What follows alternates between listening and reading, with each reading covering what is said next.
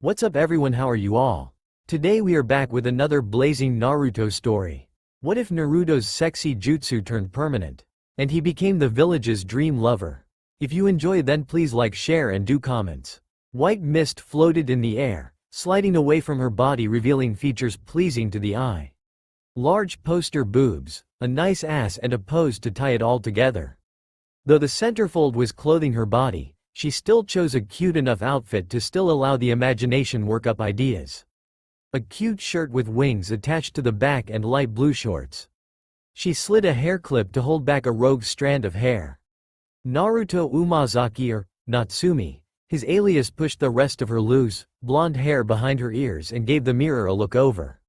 He ran his finger over her cute lips. He was a miracle worker and his taste was too good. Natsumi grinned, not a flattering grin, but one of Naruto's trademark toothy grins. Natsumi Aya's day is ready to begin. He clapped his hands together. He tidied the bedroom of his alias and moved over to the window. Unhooking the clasps, he removed a board that covered his closed bedroom window. The fresh air poured in and washed away the stale smell. He reminded himself to close the windows so that sand would not come in. He lived on the outskirts of town. Crumbling sand dunes were clear in view from his window. He breathed in the clean air before closing the window and making for the coat rack. "You look good, Natsumi, now for work." He grabbed her orange coat and opened the locked door. Natsumi glanced around the hall for misplaced items as she walked down and headed to the kitchen. The house was feminine. It had previously belonged to a woman who ran away with her lover and never came back. Upon hearing the story, Naruto, then and there, bought the house and never changed a thing. If the woman came back, there was no way in hell he giving her the house. He had grown comfortable and many of the neighbors would be greatly saddened if he left. In addition, he had heard and obtained ample evidence that she was not a nice person at all. Natsumi reached under the sink for his kettle and poured in some precious water. He had found rugs, condoms, and child pornography hidden there when he moved in. He investigated further and found worse evidence that would have landed the woman in jail. He handed over to the case cage for safekeeping in a vault. But on a lighter note, after numerous washing, she still had some nice clothing. She had good taste, at least decoratively. A cute floral theme house, a house suited for a family. Too bad it'd never have the children it longed for. Naruto took the kettle off the stove and poured it into the ramen. They didn't sell the same brand here, but it was a local brand and tasted of the village.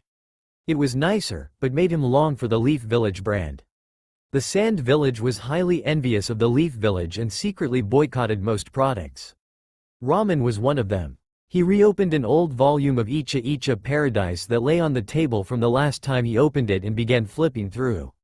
Naruto wanted to read what Kakashi was mad about, and now he found the trashy novel was suited more for his female counterpart.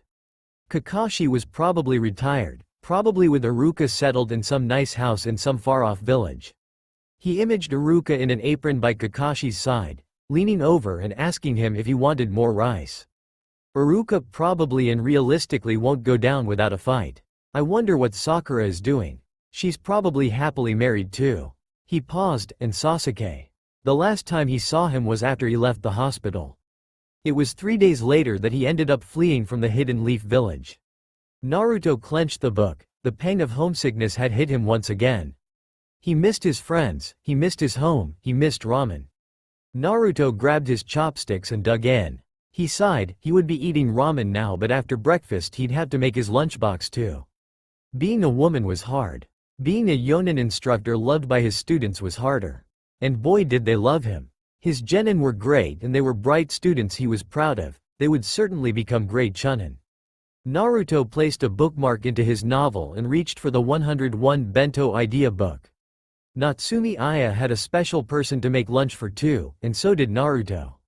He smiled. On second thought, make that 2 bento boxes. He thought back to his 2 other friends grasping their stomachs and 3 hungry genin. Make that 1 huge lunchbox. He flipped to a fast, easy and tasty recipe that he had the supplies for. He had 3 free hours before he had to leave anyway. I have to really get rid of this habit. Natsumi pushed through the crowds of mothers, awake and busy. She greeted and passed along her way. The shops were already beginning to open up. A woman was bargaining at the corner. Sand was being kicked into the air as small children played tag. Before she turned the corner she stopped and braced herself for the shouts of a small child's voice. Natsumi! Natsumi-sensei! The little girl pushed through the streets and people and presented an ointment bottle to Natsumi with pride. This is for yesterday. Thank you very much for saving me. Naruto smiled through the lips of Natsumi. It's okay really. It's the job of a ninja to protect the village, it's okay really. Look, I'm all better, there's nothing to worry about. The little girl sighed in relief, clasping her hands and bowed quickly.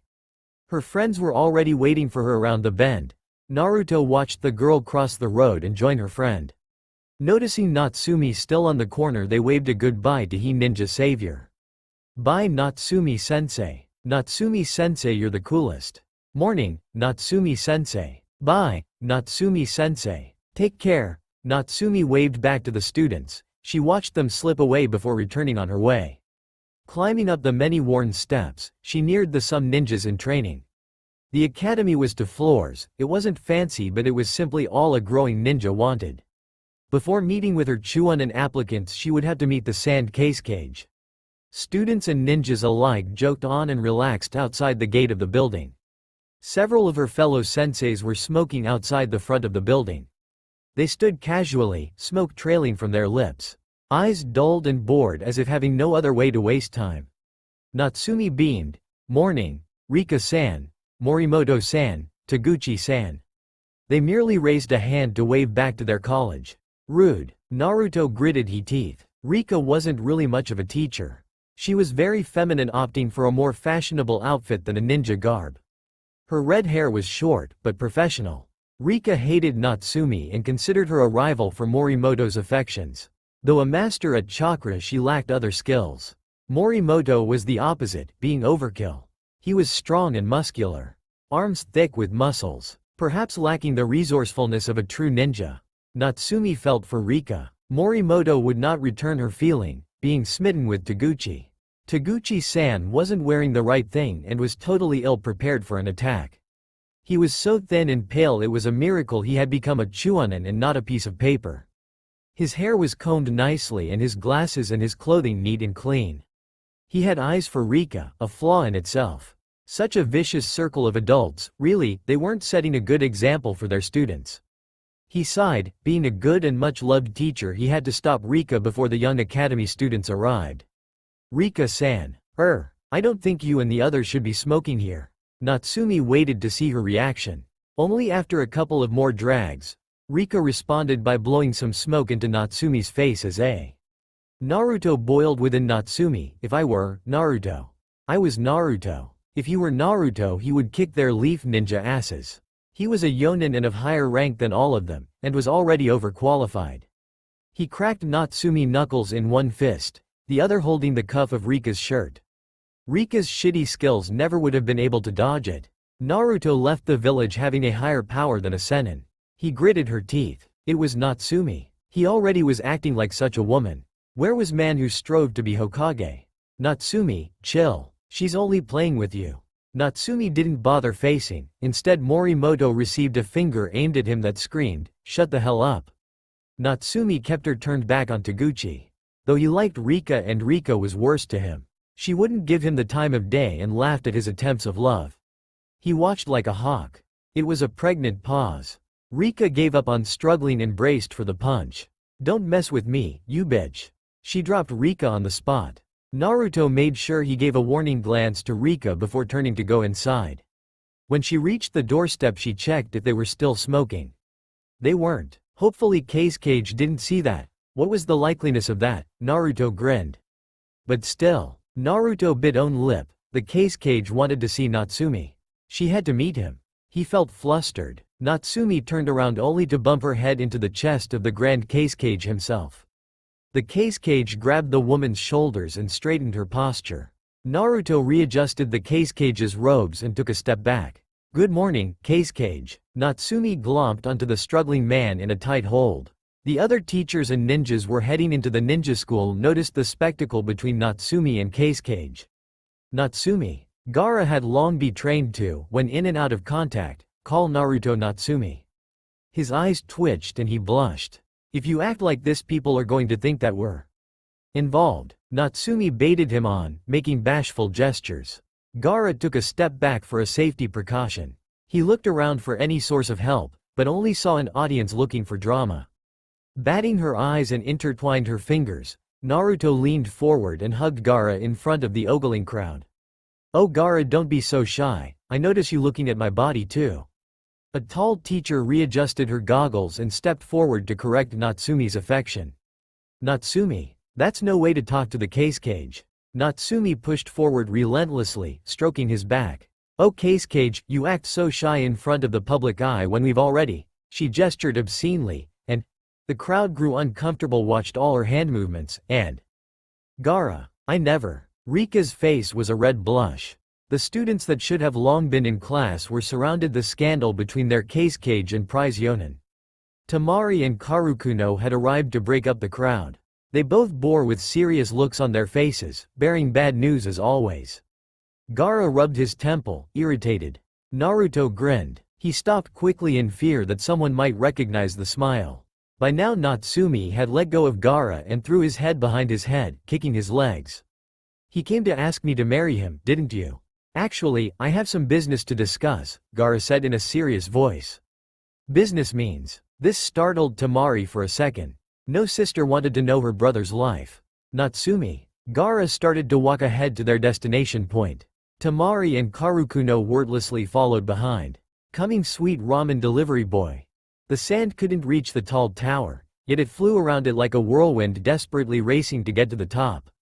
On the top of this tower, Cage had gathered his three most loyal Yonin together just for the bad news. The Leaf Hokage has already arrived at the edge of the village. This could cost them the Chunin exams. It would be better for their economy if the Chunin exams were held here. But that was not on the agenda. Natsumi lifted her head. How long ago was it? Just now. Natsumi clenched her fist and kneeled to punch the ground. Shit. Naruto knew this was coming. He knew. Yet already he felt like running away. He retracted the fist of Natsumi Aya, the person with responsibilities in this country. Her genin needed her support and guidance. Her country needed her protection. And most of all, Gaara needed her support. More than the Leaf Village, the people loved her. She who was not Naruto. Same here, Naruto. Karukuno kneeled beside Natsumi. He leaned back on the railing and looked again at Naruto. "The Hokage might not see through your excellent jutsu, but he'll know who you are." "I can't return to Leaf Country," Naruto muttered. "I can't.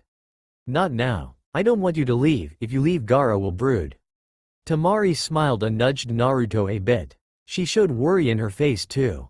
Gaara began to shift and moved to exit the tower. He was Cage. He had no choice but to activate the events that were about to occur. "I have to go and greet them."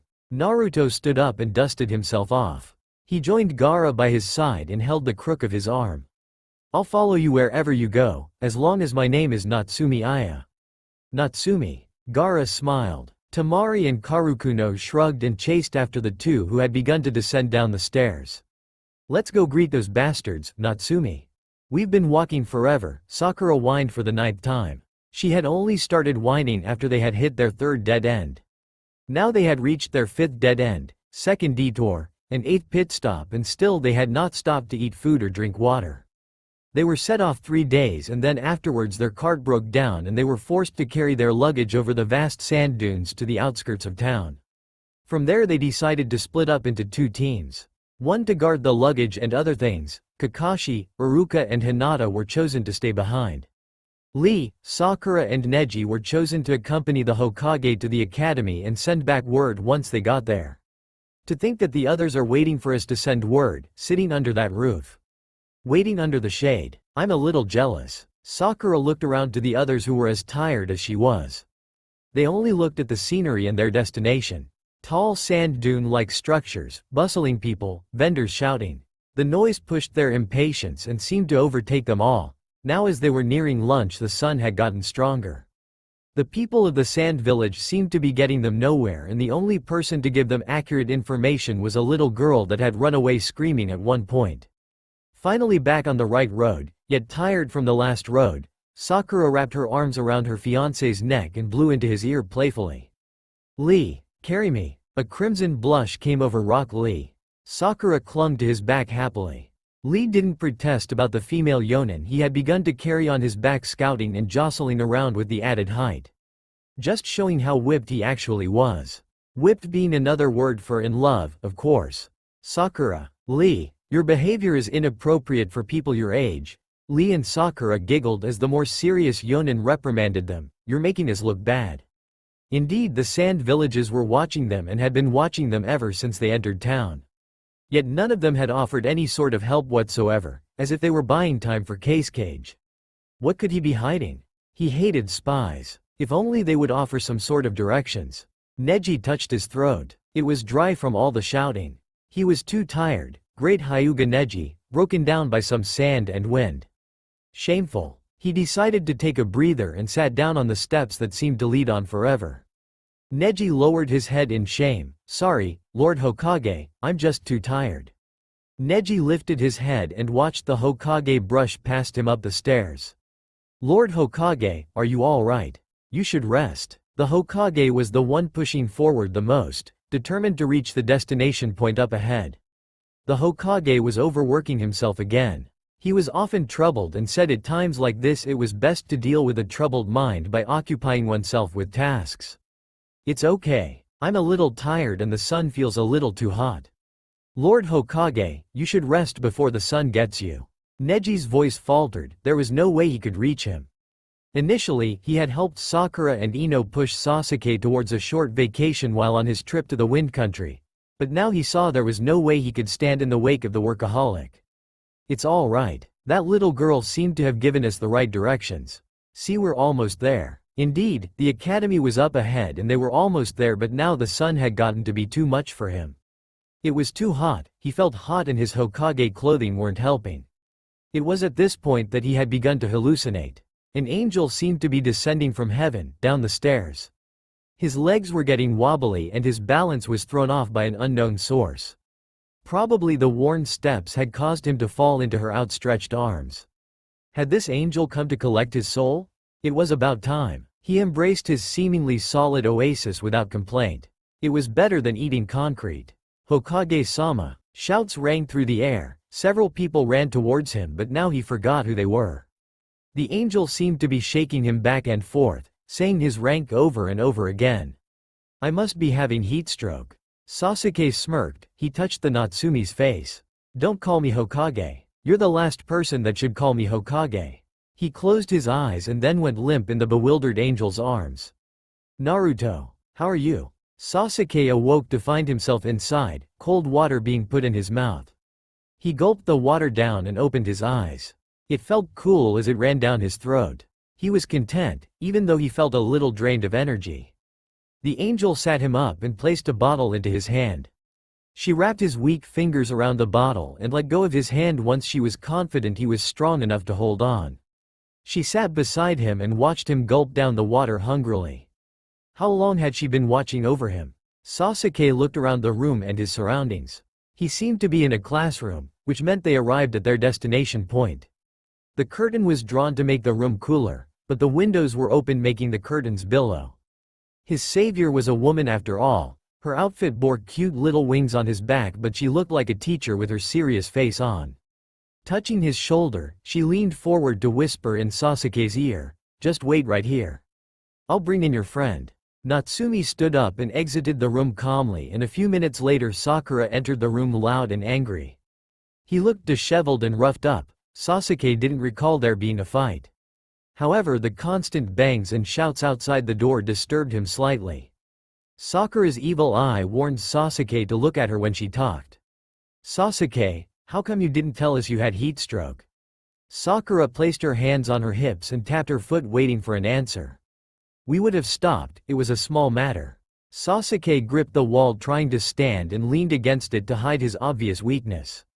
"At least we got here." Sakura's face fell. She hated when Sasuke was like this. Either brooding or moping or pushing his body to the limit. He acted as no one cared, or perhaps Sasuke cared too much. "Sasuke." Sakura sat on a table and faced Sasuke, who tried to look away. "This is really irresponsible. As Hokage you have to look after your health." Sakura had grown up to be more confident of herself and constantly mothered the depressed Hokage.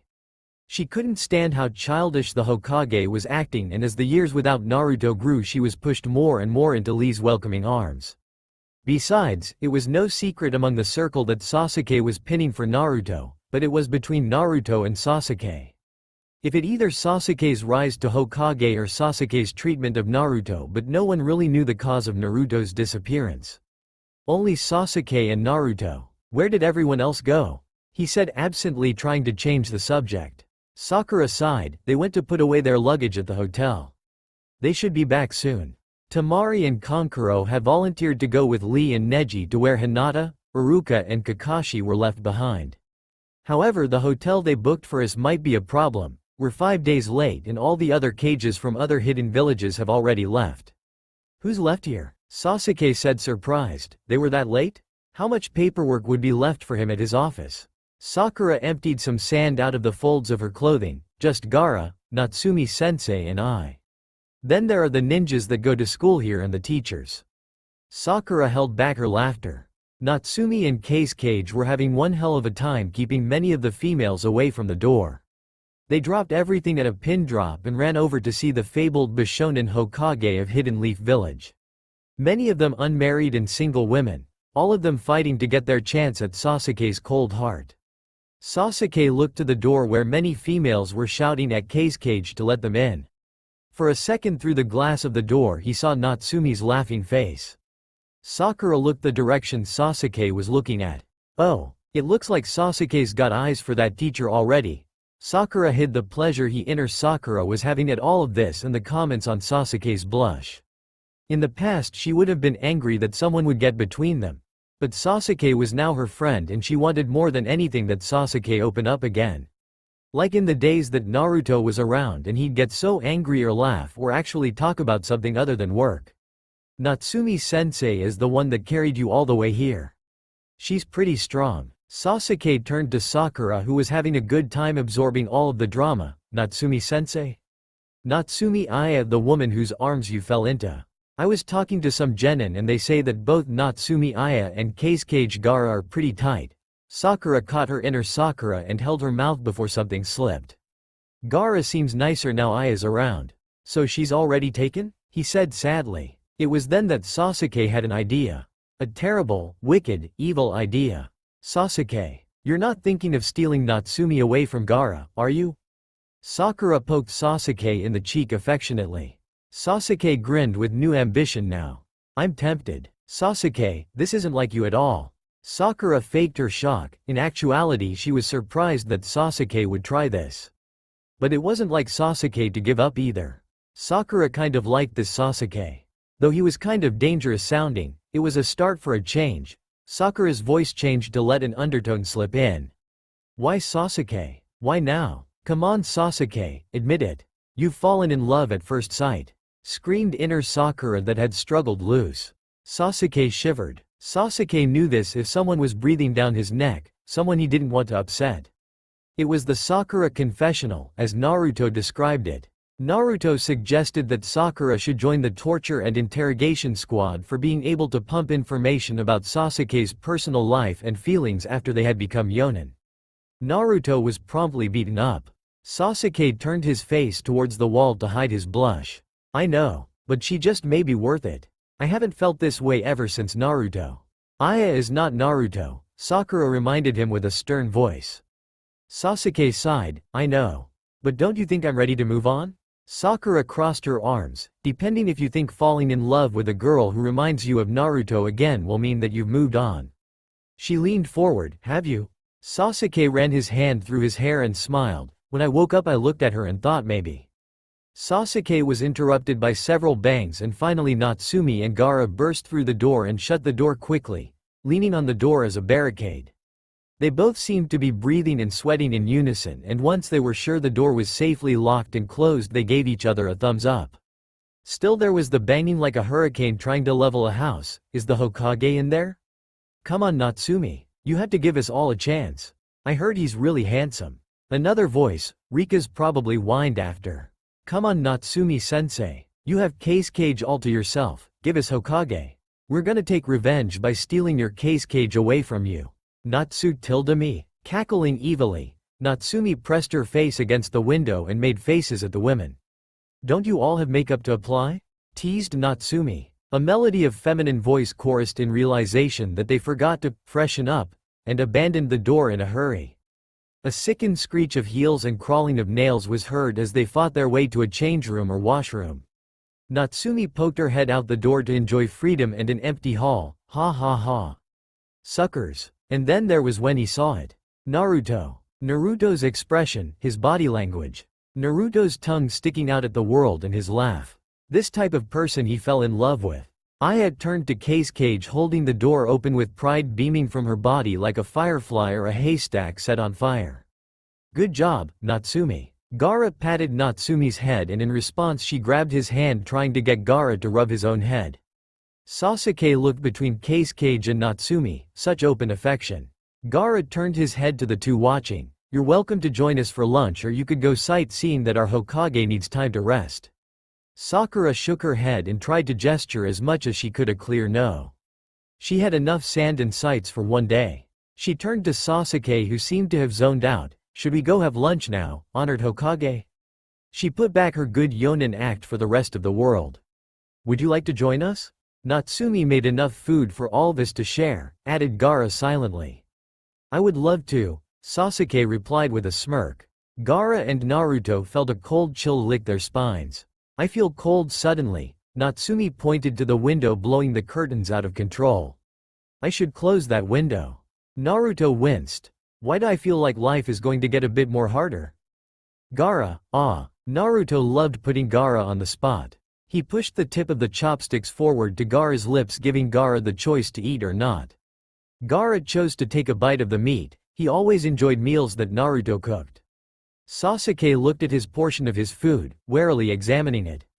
He picked it up, closed his eyes and took a mouthful of it. Sasuke's eyes sparkled. Delicious. Gaara chewed on his bit of meat and swallowed it. He seemed to be enjoying the meal greatly. "This woman is better than Naruto." Sasuke nodded agreeing with himself. "She can cook." Naruto looked at Sasuke and noticed there was only the noodles that he had made on his plate. He also noticed that Sasuke was looking a bit left out. Naruto didn't want to get caught. But deep inside, with his chopsticks he quickly picked up a piece of meat and held it to Sasuke's lips. "Sasuke, ah." Sasuke paused. "Am I hallucinating? Is this another mirage?" He gulped before he chewed the rest of his noodles in his mouth. Then he swallowed down his food. He parted his lips and Natsumi popped the piece of meat into his mouth. He bit it in half and his mouth filled with flavor. It tasted good. This was too good to be true. Gaara watched Sasuke chew, jealously. "How could you do that, Naruto?" He thought hoping that Naruto would hear him. Gaara took 3 years to get broken down. He wasn't too open unless he was beside Naruto, besides that he was almost the same person he was before. Of course he killed less. Even though he disliked Sasuke, Gaara was trying to be civil to Sasuke. It was the least he could do considering he was indebted to Naruto for his services and times he fought to restore the hidden sand village. After Naruto had left the hospital those all years ago, he seemed distraught. Willing to follow anyone anywhere, even into the depths of hell. Just to get away from the Leaf Village. Naruto was torn up inside and could barely eat but quickly became his own self. And soon before reaching the Sand Village, her old self. Gaara was forced to take up Cage from his father after he got fed up with Wind Country Lord's trash. His father was still alive now, but hardly spoke of matters aside of Gaara's duties. He hated it, having to take up post as Cage. Already 2 years and he wanted out, to protect people he didn't want to. His heart ached. Why couldn't he leave? Why did Naruto have to make him more human? Those were the things that occupied Gaara's mind as he watched the rain trickle down the window of a hotel in Leaf Village. Gaara was in the Leaf Village on business.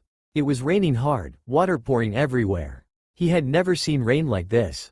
He remembered that he hated the rain then. That's when Naruto knocked on the door. Gaara was in a bad mood. He thought it was another messenger with more bad news. Naruto was wearing nothing but his hospital smock and soaked head to toe. Gaara grabbed the knob to slam the door. He didn't need to hear what Naruto had to say. Naruto held the door open. If it wasn't for the sobbing, in the rain and his bad condition, he'd never had known. Naruto was crying. "Take me anywhere," Naruto said. his eyes hollowed out by some betrayal or unspeakable horror. It was then that Naruto looked at him. He was not handsome. He reminded him of someone, but couldn't say whom exactly. Gaara, you're the only one who can take me anywhere. Naruto clung to that unfeeling Gaara of those years ago, tears rolling down his face. I'll go anywhere as long as you take me with you. Away from here. What made him take him in? Gaara left then, carrying the little things he brought with him. He stepped into the rain and felt alive. He looked at Naruto. He was so beautifully fragile in the rain. So beautifully innocent. He remembered grabbing a large, hideous, green umbrella from a vendor. He remembered. He and Naruto leaving the village. Naruto catching a cold from running around scantily dressed. When he and Naruto fell in the mud due to a miscalculated step, getting pegged for being robbers, sleeping in the mud, catching fish in the morning. At that second he decided to love the rain. He traveled for a month with Naruto, occasionally sending word to his hidden sand village and his family. Naruto had urged him to keep in touch. When he returned, Naruto had decided to live the rest of his life as Natsumi by his side. Gaara remembered the day he brought Natsumi to the village. They asked him if he got her pregnant. And then Gaara rubbed the blush off his face. It was Sasuke's doing that caused Naruto's pain. He gritted his teeth. He wished he were outside so he could crush Sasuke with his sand. He hated Sasuke. He was too perfect, too clean. He could easily find someone else. But not someone like Naruto.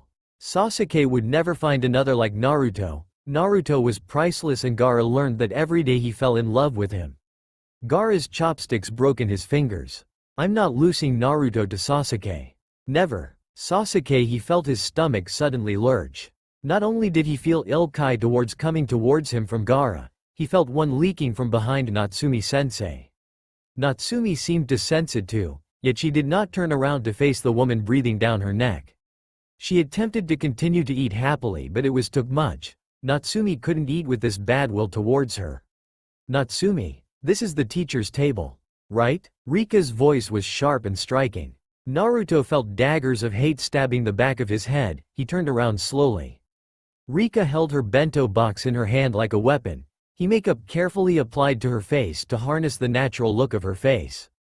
Its application with precision and care, as like a soldier would apply war paint. Pink clothing enhancing her features, she was decked out for a battle. Naruto acted calmly and chose his words carefully. I think it would be all right. Rika smiled at the other women and her small victory. The women cowered silently, waiting their turn. Too shy to approach the icy Hokage, yet jealous of their comrade's luck. Fine then, Natsumi Aya. She sat between Natsumi and Sasuke, in the seat that had been Sakura's previously before she went to order her lunch. Since you invited me, I'll sit down. Natsumi looked at her food on her plate. I didn't invite you, ugly bitch. Naruto grinned internally. All he had to do was wait for Sakura to come back. She would take care of Rika for him. Rika wasn't a bad woman really, just man-hungry, turning 30 and bitchy. Naruto glanced around the room in front of him, no more approaching danger. A pair of hands slid over Natsumi's eyes and a bubbly voice giggled, guess who? Yuri, Natsumi said automatically. The little pig-tailed girl growled. No fair, nor fair. Natsumi-sensei always catches Yuri. Yuri was dressed like a schoolgirl rather than a ninja as a disguise. Her cute light purple hair bounced back and forth, doing her dance of complaints. Natsumi-sensei, I looked for you everywhere but I couldn't find you. Sasuke looked up from the imported octopus that Rika had put on his plate and spotted Yuri. He was going to shout, but Yuri had opened her mouth before Sasuke could speak. Oh my god, it's the pervert. Yuri began to dance from one leg to the other. Natsumi-sensei, watch out, he's a real pervert. Natsumi chuckled. Sasuke looked at Natsumi looking for help. Gaara played with his broken chopsticks, not paying attention to a scene he was used to. Two genin struggled past the crowd to the teacher's table to grab the squealing girl who added the already thick atmosphere. I'm sorry, she's a little uppity. Natsumi-sensei. Run. Yuri waved her arms frantically. Save yourself. Behave yourself. Yuri stopped squealing and realized her situation. She went into a state of attention and smiled happily. The two genin released the girl who happily bounded to a corner of the table and ogled the food on the table, pawing at it. Natsumi motioned with her hand. Yuri, this is the Hokage, Sasuke Uchiha. Lord Hokage, this is the very special genin team I instruct. This girl is Yuri, she's highly skilled and though she's a bit young she was moved up to be a genin.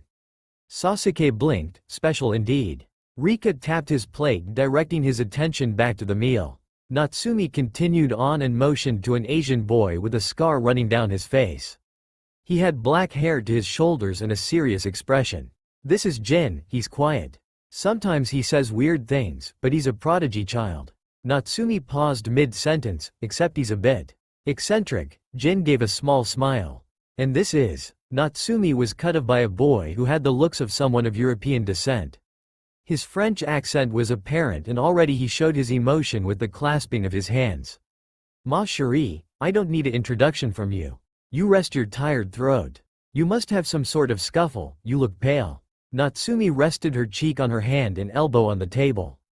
I've been overworked, Naruto replied with a smile. The long-haired, curly blonde boy grabbed her hand and patted it. Gaara, if you truly love the girl you should give her a little time to herself. Gaara thought for a second and realized it would give Sasuke too much leeway. Though Sasuke was already preoccupied with Rika, forcing food down his throat. Though she is a great yonin, she deserves a little time to herself. Non? Idiot, you talk too much. Jin already seemed to have his own fan following and the circle around the table grew tighter. His fangirls cheered him on and gushed over his good looks. Jacques snapped back, and you talk too little. You act like you will get noticed by sitting around and looking pretty in the shade, brooding about your pale skin. The fangirls began to yell at Jacques for putting down Jin. Jacques just ignored looking off to the side. Several women approached Sasuke with their precious bento boxes, wary of hissing Rika. Oh forgive me, I've forgotten myself. Bonjour, my name is Jacques Delacroix. The boy was quite handsome and yet feminine at the same time. I hope we could all be good friends. Naruto enjoyed his misunderstood genin. He kind of reminded him of himself. Loud, obnoxious, itching to be heard. Always willing to prove himself, Vincent was the splitting image of himself. Come to think of it, Jin was the splitting image of Sasuke and Yuri. Was cute, like Sakura. It's the girl who ran away, Sasuke uttered in a monotone voice. Natsumi-sensei. They were strangers and I kept trying to run away from them but they kept chasing after me. Yuri's eyes went all watery from all her fear. You told me to stay away from strangers. It's okay, Yuri, Natsumi patted her head. I did, my bad. Yuri was really young, made a lot of mistakes and needed constant reassurance. In addition she was missing a motherly influence, her father being a divorced rich merchant. He was like a mother to many genin, come to think about it.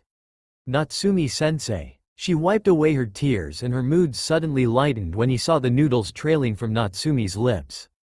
Ooh, bento. She picked up Rika's chopsticks, without thinking and began to eat the noodles Naruto's plate. She ate it and looked into the back of her head for a reply. It needs more spice. I think it's wonderful, Gaara said finally. Sasuke put down his chopsticks. Two could play at this game. I liked it too. Sasuke smiled his Prince Charming smile to hook the crowd. Unfortunately, it was when all the single women mobbed him at once. They decided that he had just said the magic words and made it clear for them to bombard the handsome critic with food. It looks like you made too much, said Taguchi who had strayed away from his seat on his way to the garbage. He nodded to himself. It looks unbalanced. Needs more vegetarian alternatives. Rika added hastily edging more food on Sasuke's plate. More spice, screeched Yuri, bouncing up and down clinging to Natsumi's clothing. Natsumi's shirt ripped down and it revealed her bra that had snapped with Yuri's constant pulling. Takoyaki? An over-eager girl was already offering some of her bento along with some other women to Sasuke's overflowing plate. That was when a piece of meat hit some girl's face. There was a pause. Silence. Shocked perhaps. The meat had rolled off her face and fallen into her bento. Marring her perfect lunch. Then war exploded. Food was being thrown across the room from every direction to women and men, students alike. Naruto decided it was time to leave. He hardly got to eat any of his food and decided to later sneak out later for ramen. Sasuke slipped away amongst the fighting. Gaara disappeared under the table using a technique he called crawling and made a note to pay the caretakers extra later. Sakura arrived. She was glad she got her bento, but they seemed to have everything but the one that Sasuke liked. But now, looking at the crowd gathered around the table, that she decided she should have chosen faster. She worked up the strength to approach the table when a food fight exploded. Neji, who had been deeply involved in his meal, looked up and opened his mouth in shock at his surroundings. Unlucky, that's when Rika decided to throw Natsumi's lunch at Neji, and thus in Neji's mouth. Neji closed his mouth and accidentally gulped it. He freaked out for a second and calmed down, wiping his forehead in relief. This food tastes normal. No more rooms? Sakura, Neji and Sasuke almost collapsed. Kankuro tried to get a deal, but it was way too hard. There was a wedding for a famous merchant's daughter, and their family were two large families becoming one. They all sat and stood in the Cage's cool office and despaired over their new situation. Tamari shuffled from side to side, worried. Naruto looked at the strong girl. "What is it, Tamari? We put the luggage at your house, Natsumi." Naruto looked up from the tear on his shoulder. He remembered he gave Tamari his emergency key. Tamari giggled nervously. "It was because we thought we would pick it up if there was room at the hotel." Tamari lowered her head. She should have said no, but they were too hot and it was only going to be a while. Naruto sighed sympathetically. He couldn't really blame her. She tried her best. "There's plenty of room at your house, Natsumi. It was built for a family." Naruto looked over his shoulder. Rika was still stalking Sasuke and had stalked him all the way back to the Cage's office. "What? Teachers are allowed here." Despite this, Natsumi still kicked her back out. "Natsumi-sensei bought a house with the intention of a family? Does that mean she's looking for a husband?" Sasuke gulped. Was he willing to be a husband? A father? Naruto bought a house with the intention of a family. Does that mean he wants to have kids? Kankuro thought. I don't think he has the proper equipment. Wait, can a jutsu do that? I hope not. Maybe he's adopting. Kankuro looked at his brother over his shoulder. Gaara? A father? Kankuro cleared her throat. We can take Sasuke, Neji, but Gaara doesn't have enough room in his house for Kakashi and Iruka. My house? Gaara looked to Sasuke, who looked back with such hatred suited for great love rivals. I'd like to stay here if you don't mind, Hinata spoke quietly. She blushed shyly. I won't be that much trouble. I'll even help. Cook. Sakura nodded. Me too. Nah. Natsumi turned to face a stammering Iruka. Natsumi paled. Shit. Natsumi ran forward and embraced Iruka, forgetting about her ripped shirt. Iruka. It's been so long. It's me, Natsumi Aya. Naruto whispered to Iruka through gritted teeth. Keep your mouth shut. Iruka whispered back with the same way. Naruto, what are you here? Iruka smiled and patted Natsumi on her bare shoulder, frantically. What have you been doing all this time? I've become a teacher, took a page from your book. Naruto and Iruka inched away from the crowd slowly as they spoke. Sasuke raised an eyebrow. I'm hiding, what does it look like? Sakura smiled, she stepped closer. Ooh, Iruka, is Natsumi your friend? I'm his. Naruto was stumped, all these times and he couldn't say a word. Ex-girlfriend, Iruka exclaimed. Ex-girlfriend. Everyone looked at Iruka as if they never even heard it. The room erupted into whispering and odd glances. Ex-girlfriend. Naruto shook his head. Ex-girlfriend. Kakashi raised an eyebrow. He thought about his lover with the young teacher and thought how he ended up coming into the picture. Then Kakashi's Icha paradise mind slipped into perversion, kinky. I love you. Naruto looked up at Sasuke. He had not changed out of his Hokage's clothing after returning from his duties in the village. Sasuke was a very busy man and not being able to reach the rank of Hokage, Naruto ended up supporting him with meals and what he needed. Shouldn't you be? Sasuke interrupted Naruto with his kisses. Sasuke had not seen Naruto for 3 months and he was getting overworked. He needed to relieve stress. Paperwork can wait. Sasuke brushed a strand of hair out of Naruto's eyes. We still haven't. Sasuke pushed Naruto on the couch and pinned him down so that he couldn't protest. Sasuke. Sasuke started to slip his hand into Naruto's pants.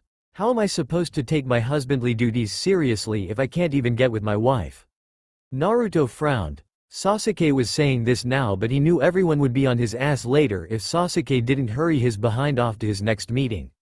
I'm not your wife. Naruto gritted him teeth and shoved his hand against Sasuke's cheek.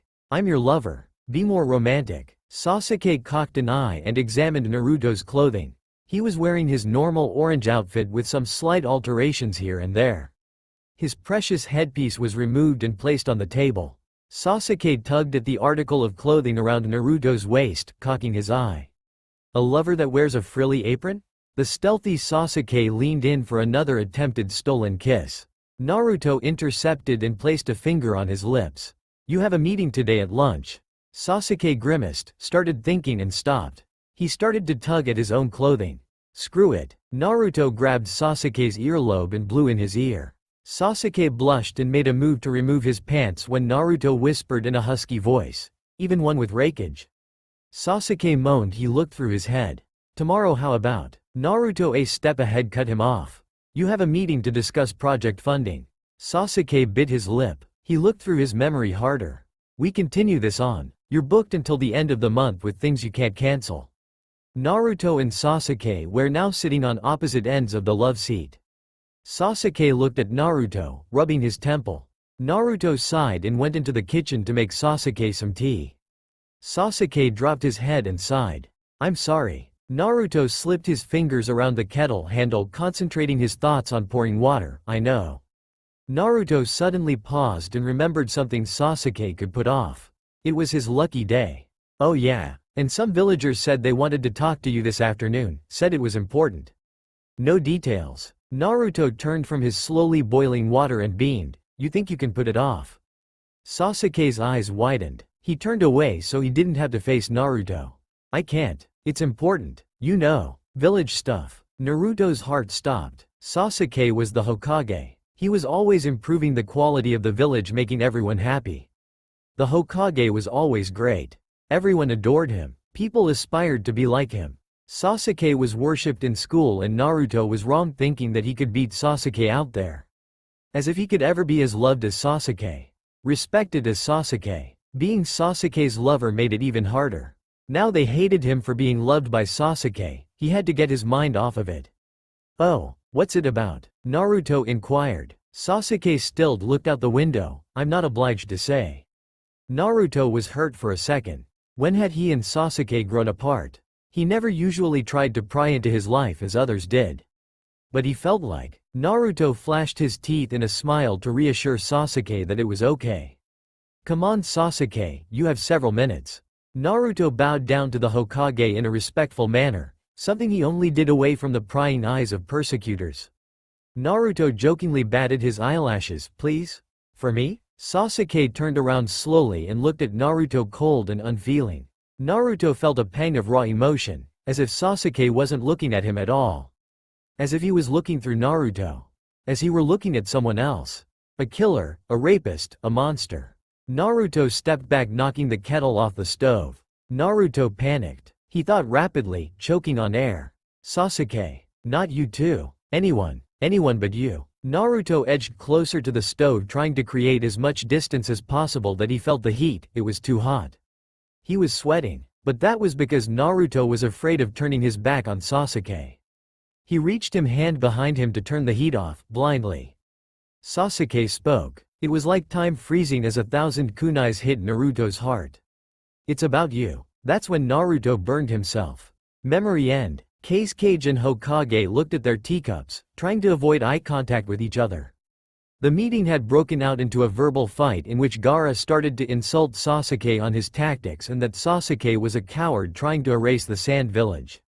Sasuke returned the fact that Gaara was an incompetent leader and a killer, at that. Morimoto, Taguchi and Kankuro, who sat behind Gaara, decided they needed a break then and there to cool off. Sasuke sipped the tea. Naruto used to make me tea like this all the time. He clutched the cup in his hand, afraid of losing the memory. He looked up at a blissful Gaara. Gaara noticed Sasuke's watching him, but he feigned disinterest. Gaara knew things about Sasuke. Things he was afraid to tell Naruto, things that he could use against Sasuke to keep him away. Make him realize that he was unworthy of the fox-possessed boy. I heard a rumor that you... Sasuke's eyes burned with anger and he reached into his pouch, retrieving a throwing weapon. His hearing shut off but knew what Gaara was saying. Gaara was mocking him. Once his hearing came back, he settled his weapon in his lap. He breathed in and out, trying to retrieve his common sense. Gaara looked up and smiled. "Congratulations, Sasuke." Lee and Neji stepped forward and held Sasuke back from Gaara. He sat quietly, not noticing Sasuke's shouting and attempting to escape from their grips. Gaara looked through his paper. "Wow. We could use the money for that one," Gaara thought aloud, not even noticing his attempted murder. "Shut up." Sasuke pointed a kunai at Gaara's throat, his eyes glowing with anger. "Don't talk about them lightly like that. I'll kill you. Natsumi, try this on." Sakura handed Natsumi another dress. Naruto added it to the pile of growing shirts and dresses.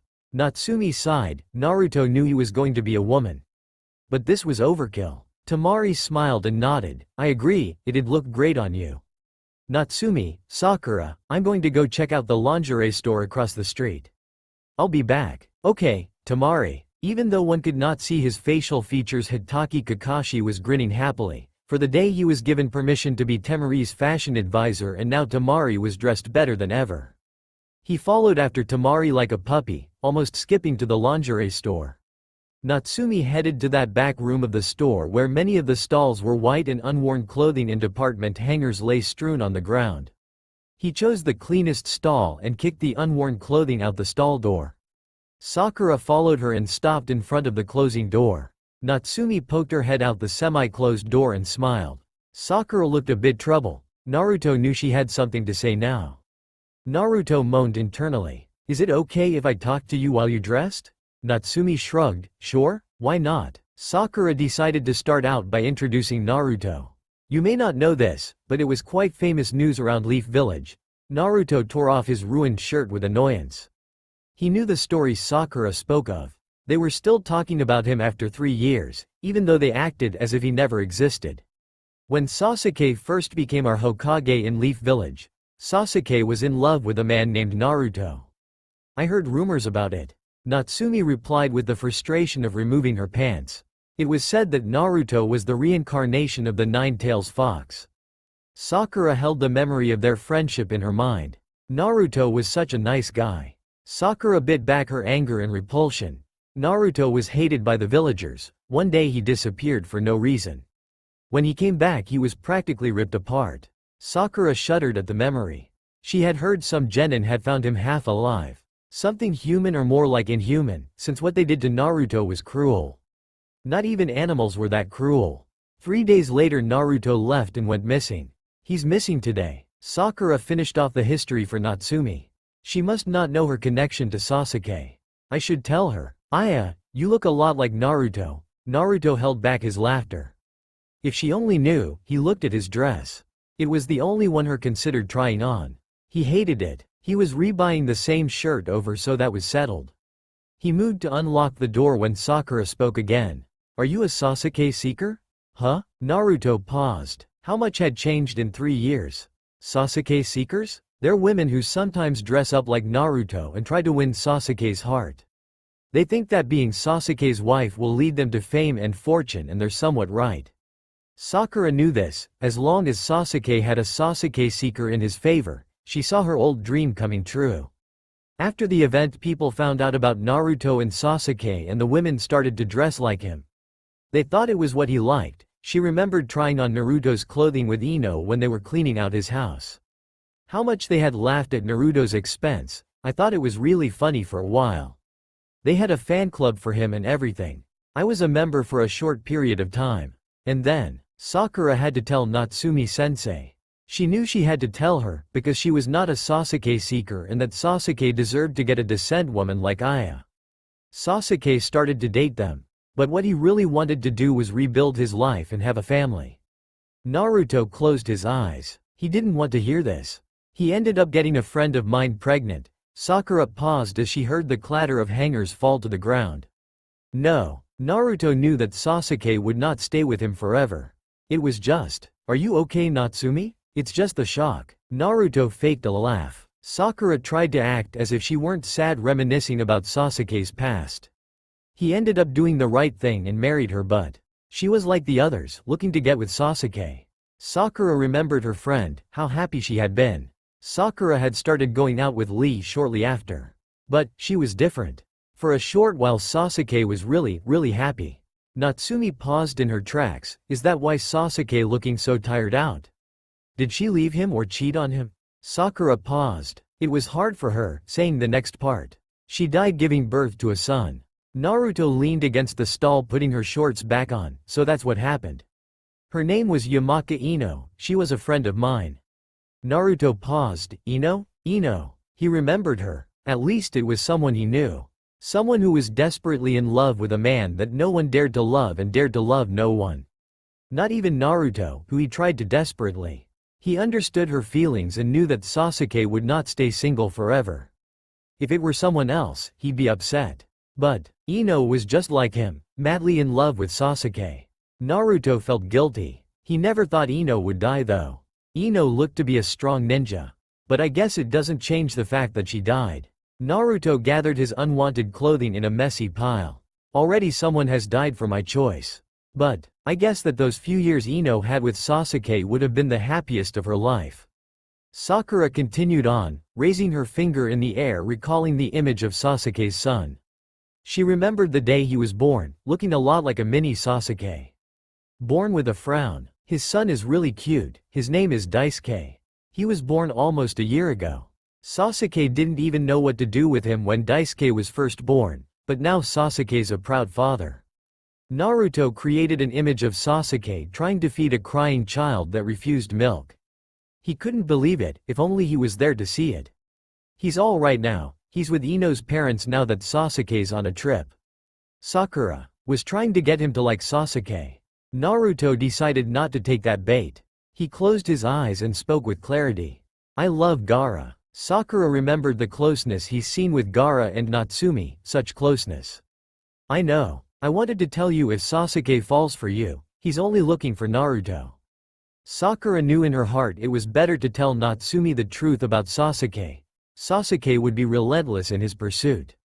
Because of all the women she bore not only the haze of Naruto, but she also had the kindness that Ino had shown him and motherly instinct that Daisuke required. Natsumi opened the door. She had chosen to buy the Angel Wings shirt and wore it. Natsumi tucked the ripped shirt under her arm, but if you're really willing to give him a chance, please be good to Daisuke and please take care of Sasuke.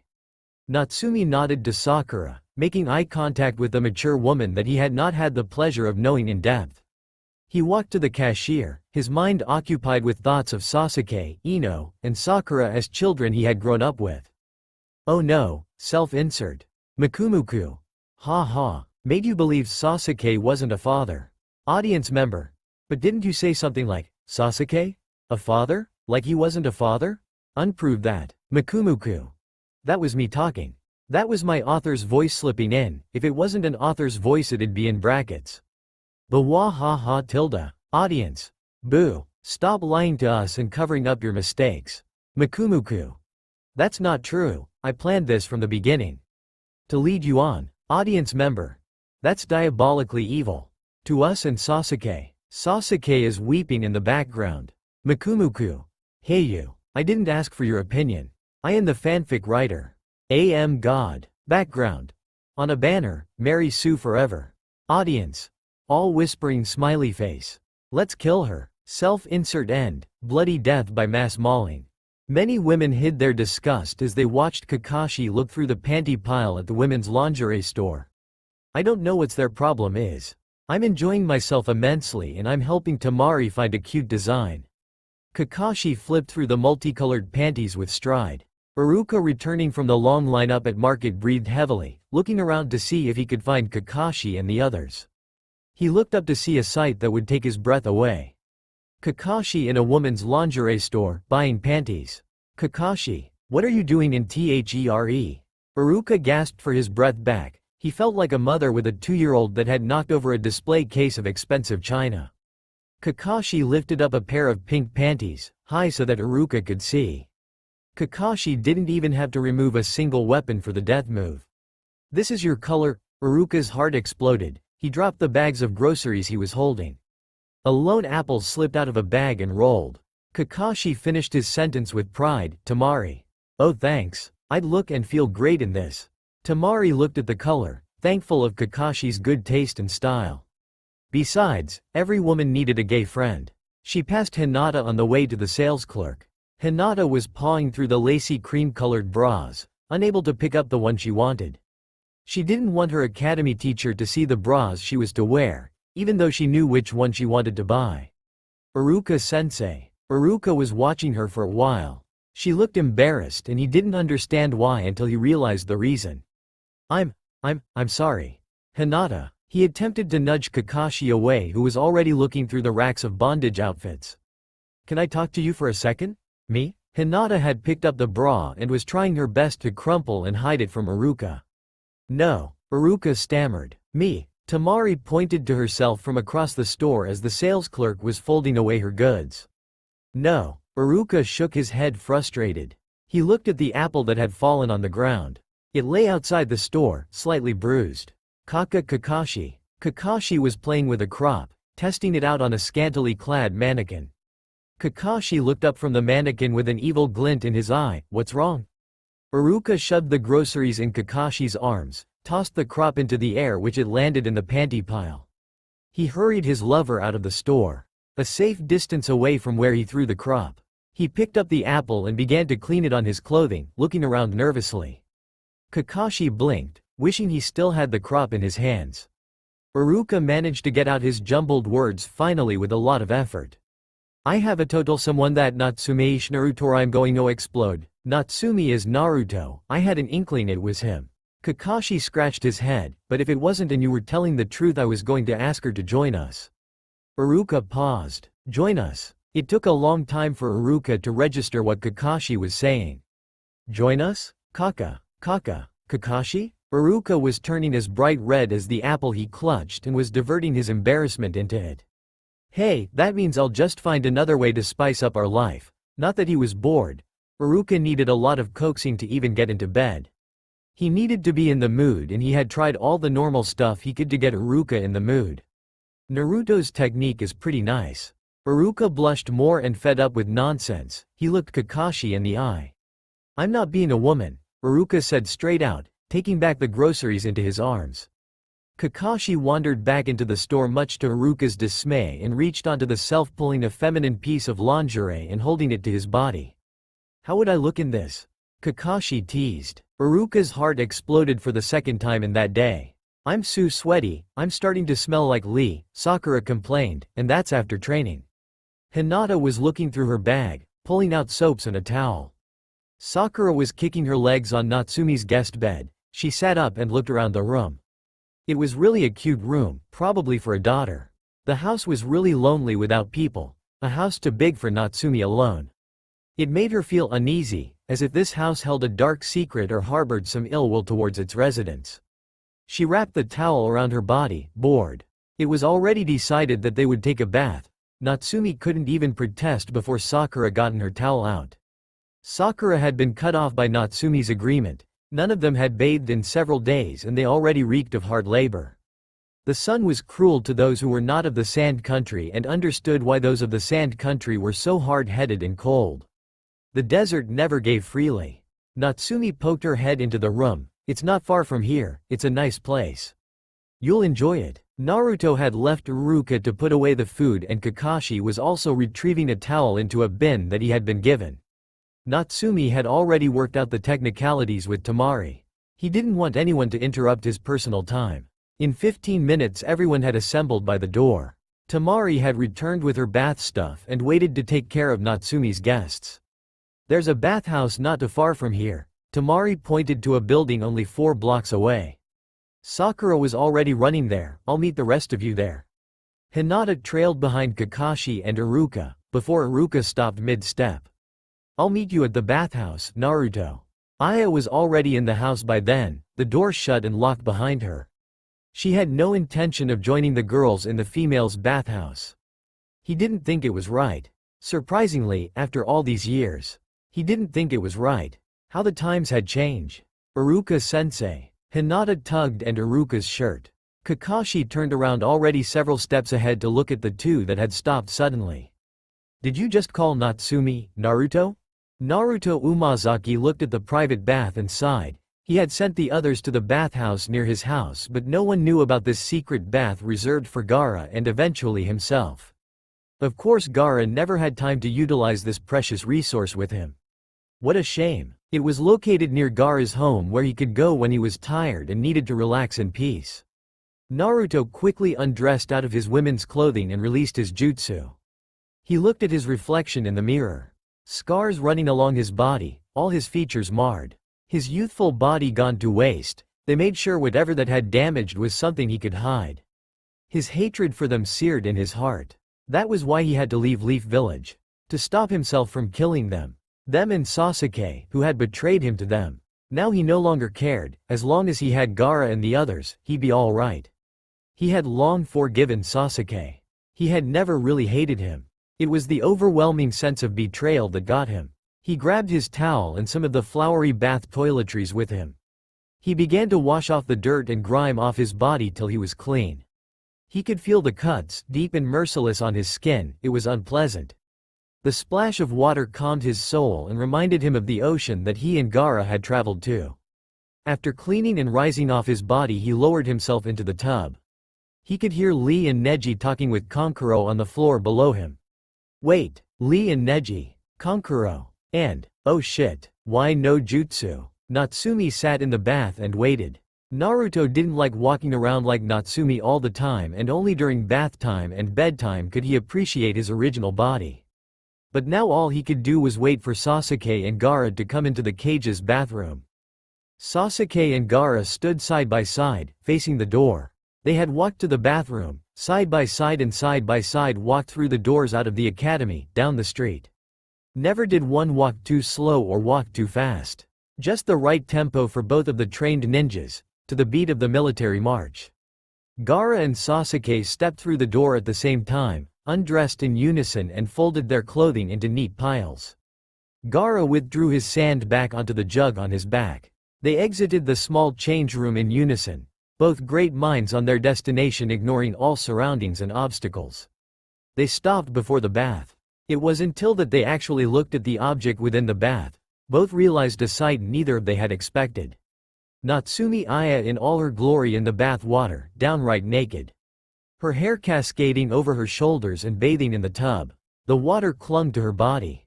She was a seductress in this state and innocent at the same time, straight out alluring.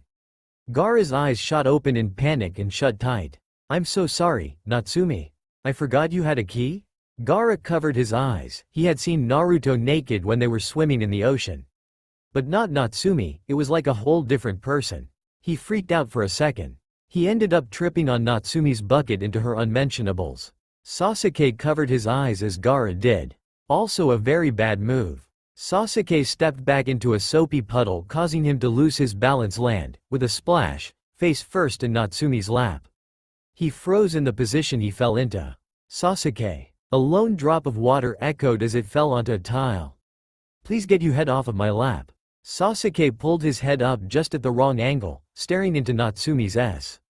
Sasuke gulped. Sasuke. Stop looking at Natsumi's S. Gaara was very pissed now. He had got up just in time to see Sasuke's face underwater, the other half of his body sticking out. He cracked his knuckles and neck, a flame in the illuminating his body. He didn't want to use the sand graveyard to take the pleasure of this fist pounding. Cage, Hokage. The footsteps of many ninjas echoed through the hall. Is it intruders? Are you all right? 2 cages in one village made them both targets to all that opposed them, and the worry ate through the sand ninjas. Naruto could hear Jin's fingers skillfully picking the door like he had taught him to. K's. They paused. Natsumi was sandwiched in between a fighting Gaara and Sasuke, all three whom which were unconcealed. Sasuke was pressed against the wall. Natsumi Aya, being pressed into punching Sasuke, who an angry Gaara who wanted to get at. It looked bad and why at the same time. Like something out of a porno magazine. Natsumi's body was slick with water added to the image, and so was the fighting. The grunts and squeals erupting from their throats, moans and groans heated the scene up. Almost at once the ninjas pulled in, wrapped only in towels, and once reaching the show could only gape. Nobody made an effort to move, all clutching their towels in an embarrassing situation, worried that they would be the next to be nude. Finally Rika spoke in awe. I need a cold shower. Sasuke was washing himself in the bathroom alone. He had not uttered a word since Gaara's attempt to murder him. Gaara had hastily dressed alongside Natsumi, both quickly and silently. Gaara threw the jug of sand on his back bitterly as he opened the door. They walked through the halls, ignoring the glances and whispers of the occupants. Natsumi, he touched you. Gaara looked at Natsumi, she looked away, not making eye contact. Gaara walked faster, Natsumi trying to outwalk him. He turned her around, grabbing her arm. Naruto. Natsumi swung around to cover his mouth. Gaara. She gave him a warning glance and they looked at each other. Both of their faces flushed with embarrassment. Gaara's eyes softened. You weren't responding, I thought you hated me.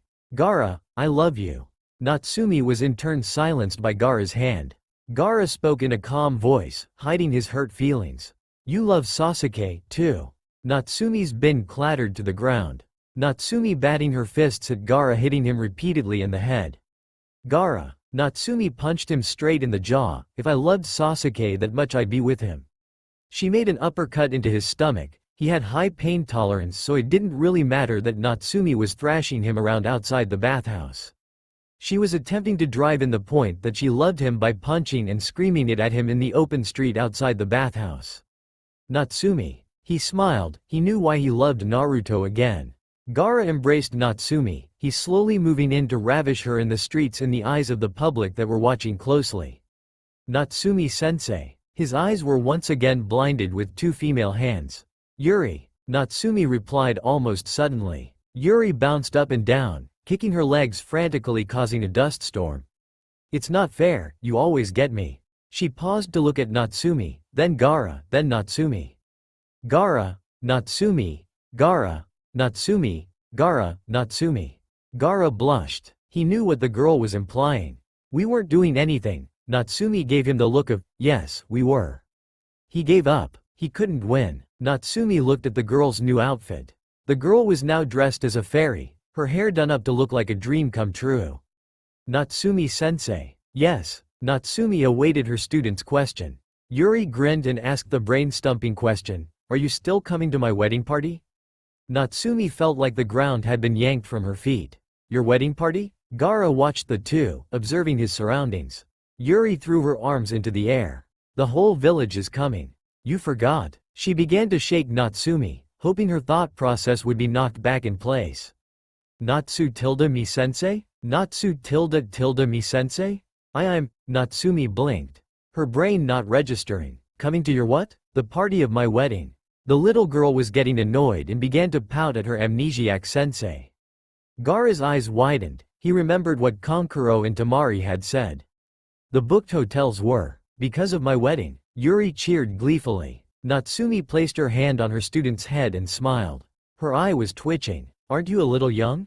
Yuri grabbed the hand on her forehead and moved it so she could look into her sensei's eyes. It's not for love, it's for business.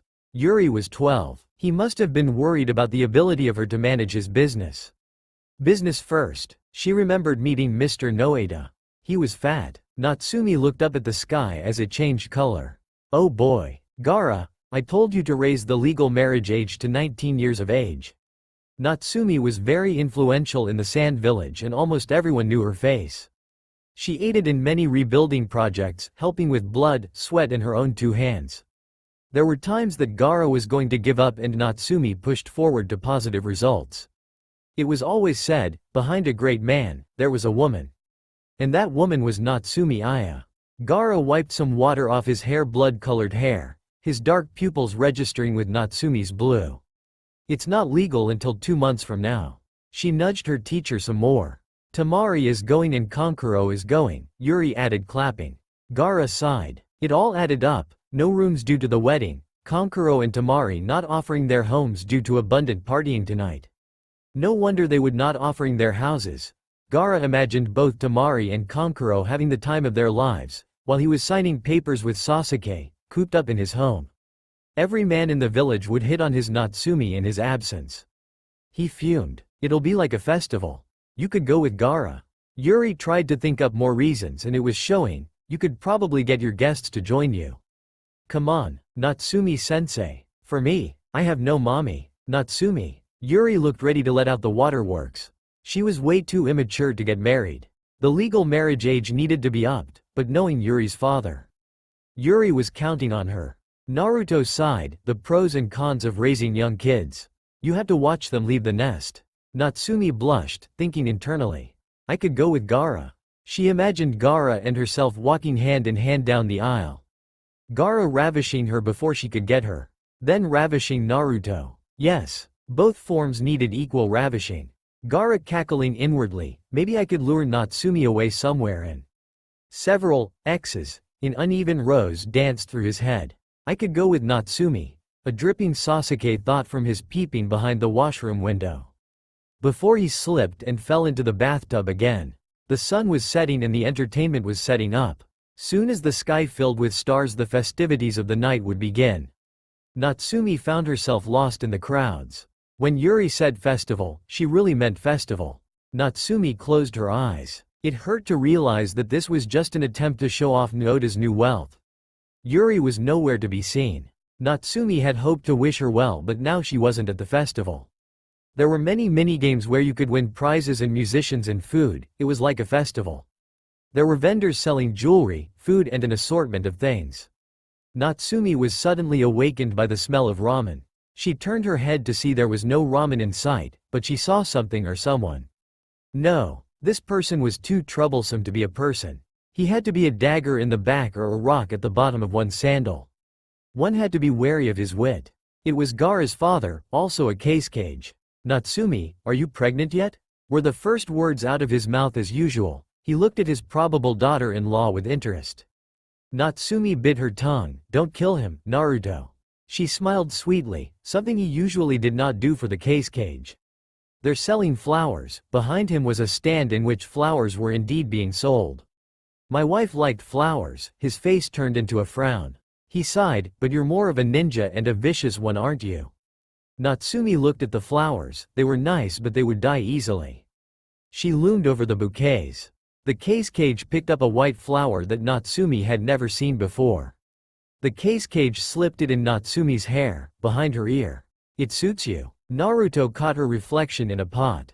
He was a very beautiful woman, wearing a flattering baby blue dress. Blonde hair pooling down her back, blue eyes, lips touched with pink. Is this beautiful person me? Natsumi. Hinata huffed from all her running. She held a camera in her hand. I have to talk to. Her eye caught the cages and she bowed. Case. Gaara's father looked proud, like he had scored with a girl. Naruto closed his eyes, like he even wanted to think about it. Hinata Hyuga, I've met your father. So this is little Hinata? Case and Hinata began to fall into a deep conversation as Naruto slipped away, thinking of what he saw in herself. So Hinata. He took a look at the camera in Hinata's hand. You like to take pictures? I'm a bit of an expert. Really? Hinata shyly took the crook of the cage's arm and cage began to talk of the beautiful sand village's starry night in dire need of photography.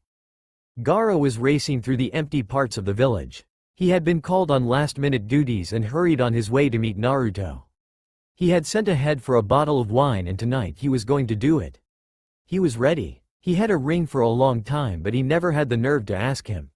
He was going to tell Naruto that he loved him and ask Naruto to marry him. No, he insisted. Natsumi. Gaara breathed in. He wasn't ready, he felt like freaking out. He began to run down to where he deemed was the quickest route to when he was stopped by construction.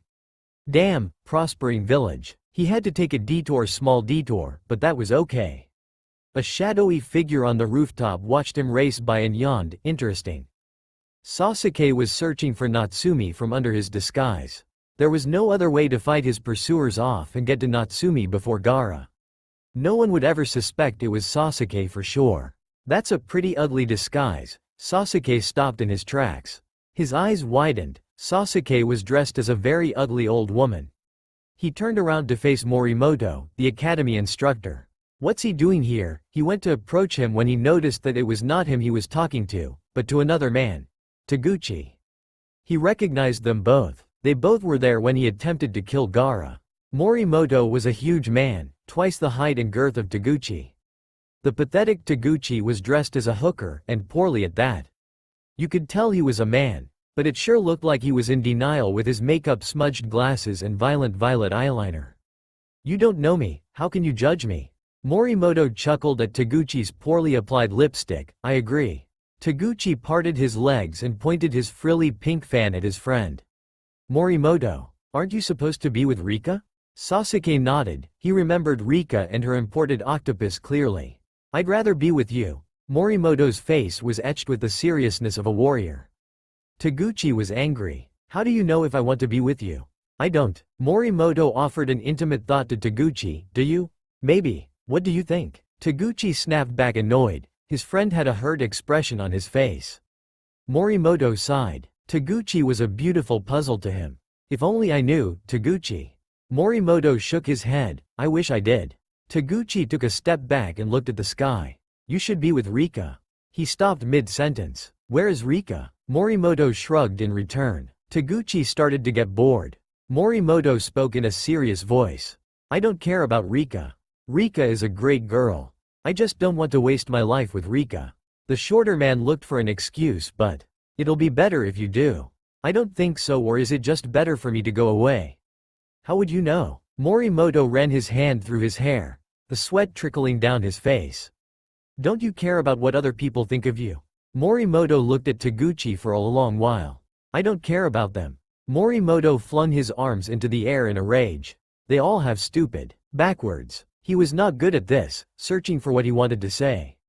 But still Taguchi was hanging onto his every word. He couldn't mess up, or else he'd lose him. "Narrow-minded thoughts if they think that I shouldn't." He touched his heart, grasping for the right sentence. "If they judged us for what we are but not who we are, then I don't give a shit about them." Morimoto's face was red. It wasn't something easily said, like waiting underwater for a chance to step onto an iceberg to cross over to land. "I would take a long time, a lot of self-suffering and work to get the word to Taguchi, the object of his emotions. His someone that he had been separated from for a long time." Morimoto looked at Taguchi, who in turn embraced Morimoto. Both of them were just discovering the truth behind the norm and what they had always wanted. Each other. "I only want to be with you." His words echoed, he couldn't say it any easier. He thought of his masculine reputation, it came out all sappy, like those romance novels Rika reads. "I feel so ashamed." Taguchi looked up at Morimoto's face. "Really?" Morimoto nodded. Sasuke wished at that moment he were not the great Hokage, that he was the honest Morimoto. He watched as Taguchi and Morimoto disappeared into the distance, ready to enjoy the rest of the night together. It was a small step, but they would share a road together of many miles of hardship, but in the end they would be happy. "I'm glad those two ended up together." Sasuke jumped. Rika was standing beside him, amused. "Really? All for me, they should have been more greedy." She tugged the Sasuke's arm to the festivities. "Grandma, you shouldn't be walking outside alone like this." Sasuke looked at the red-haired woman. He shook his head. "That's all right. An old fool like myself should be wandering home." "Thank you for your kindness," he said in an aged, shaky voice. Rika placed a hand at her side and cocked her head. "Really? You want me to walk you home?" He hesitated and said finally, "No." He raised his hands up in objection. "No. I'd rather walk alone." She gave the old woman an odd look, before deciding to walk away. "Good night, Grandma." Sasuke smiled. Why was he always treated with such kindness? It sickened him. Back then he would. "I'll make the best of one." He pulled off his disguise and searched for a place to intake some alcohol. Neji and Kankuro were drinking heavily. How she got to be cornered by the two was beyond her thinking right now. Kankuro was grabbing Neji to help him stand. He raised his glass in the air, a toast. "To Naoda, you rich, rich bastard." A man from the back cheered as well. "I wish I were rich like that bastard Naoda." "Right, Naoda. I wish I were as." Naoda mumbled incoherently. He mentioned something off topic like the import of octopus and shouted, like Kankuro. He clinked his glass against Kankuro's and everyone shouted in agreement. "Yeah, Kankuro." Neji shouted, losing him balance and knocking Kankuro over. "Kankuro." The men began to shout all riled up. "Yeah, get some of that pretty girl Neji." "Neji's not a girl. He's a woman." Everyone cheered and drank to Neji's apparent womanliness. Many men were offering her a drink, but Natsumi told them that she was Gars and they immediately shut up. The village's brewer came around with more beverages and stopped at Natsumi's table. Gaara's is not here and nor was he at home, so if you have the time. He held a bottle of the village's most finest, expensive wine in his grasps. Had Gaara arranged for something special as well? The brewer called Natsumi's attention back. Please bring this to him. He wanted to share it with you tonight but it doesn't look like he is coming. Naruto stood up, accepted the bottle with both hands. Tonight. I wanted to be surrounded by Gaara. I wanted Gaara. Natsumi headed for her house, unhappy that she was alone. Let's play a game, suggested a man lying on the ground. Spin the bottle. Kankuro raised the bottle like a torch. A barmaid yanked the glass out of the man's hand. No spin the bottle for you men. I just don't want to see two old grandpas kissing. She smiled at the men who had lost their source of fun. Why don't you all go play a safer game? Truth or dare. Yeah, and everyone knew that no barmaid could ever take truth or dare away. Sasuke picked up his bottle, looking into it, not noticing Natsumi pass him by. He sat in the corner of the bar nearest the street, opening a bottle of beer. One drink will ease my suffering. Building. In. Construction? Damn it all? Gaara was losing his patience. He kicked the sign, then he picked it back up and looked for another shortcut. The shadow chased after him, cackling to itself. Wow, cage, this view is amazing. Hinata looked down from her height at all the lit homes. People dancing, drinking, meeting. This is a great view, I feel so big. She giggled, then she remembered. She lost Natsumi Aya, or more the known name, Naruto. What's wrong, baby? Hinata jumped. The cage laughed. It was a lively sound from his throat, a change from the serious face he shared with his children. What's so funny? She shook the cage, tears rolling down his face from his hard laughter. He leaned over holding his stomach. It ached from all his laughter. Your face. It was so cute. You were utterly horrified. He composed himself, returning to his old scowl. What's the matter? Can't handle a man as old as your daddy? I'll drop all the bad slang. He wiped away his tears. Hinata blushed. The cage is making fun of me, she stomped and shouted. She wasn't really good at expressing her feelings outright and stuttered at first. It's not funny. You scared me? What's wrong? The happy, fun atmosphere had suddenly changed. It had suddenly become very hot and thick with. The cage glomped the female yonin much to her surprise. Can't handle the fact you're being seduced by a cage? You're as old as my dad. Hinata shouted at the cage angrily, flailing her arms, but the closest escape route was to plummet to her death. He raised a brow, a feature his son Gaara lacked. And? It's wrong. The cage's glob grew tighter. He chuckled. You're forgetting. What? Hinata asked warily. Her father should have warned her of this man. She gulped. He kissed her cheek affectionately. I have no morals. Hinata's world fell from the sky and crushed her head. Her brain swirled and cuckoo birds danced the mambo around her head. Do you know what this place is? He asked, his hand positioned as if he had a small gift in his palm. Hinata looked around. She saw nothing, but heard giggling. No. She shook her head. It's a place where young couples make out. The cage brought Hinata to a bench to sit down, arm around her shoulders and waved the steam from her ears. This is too easy. Natsumi leaned against the door of her house. She put the wine bottle on the porch and reached into her pocket.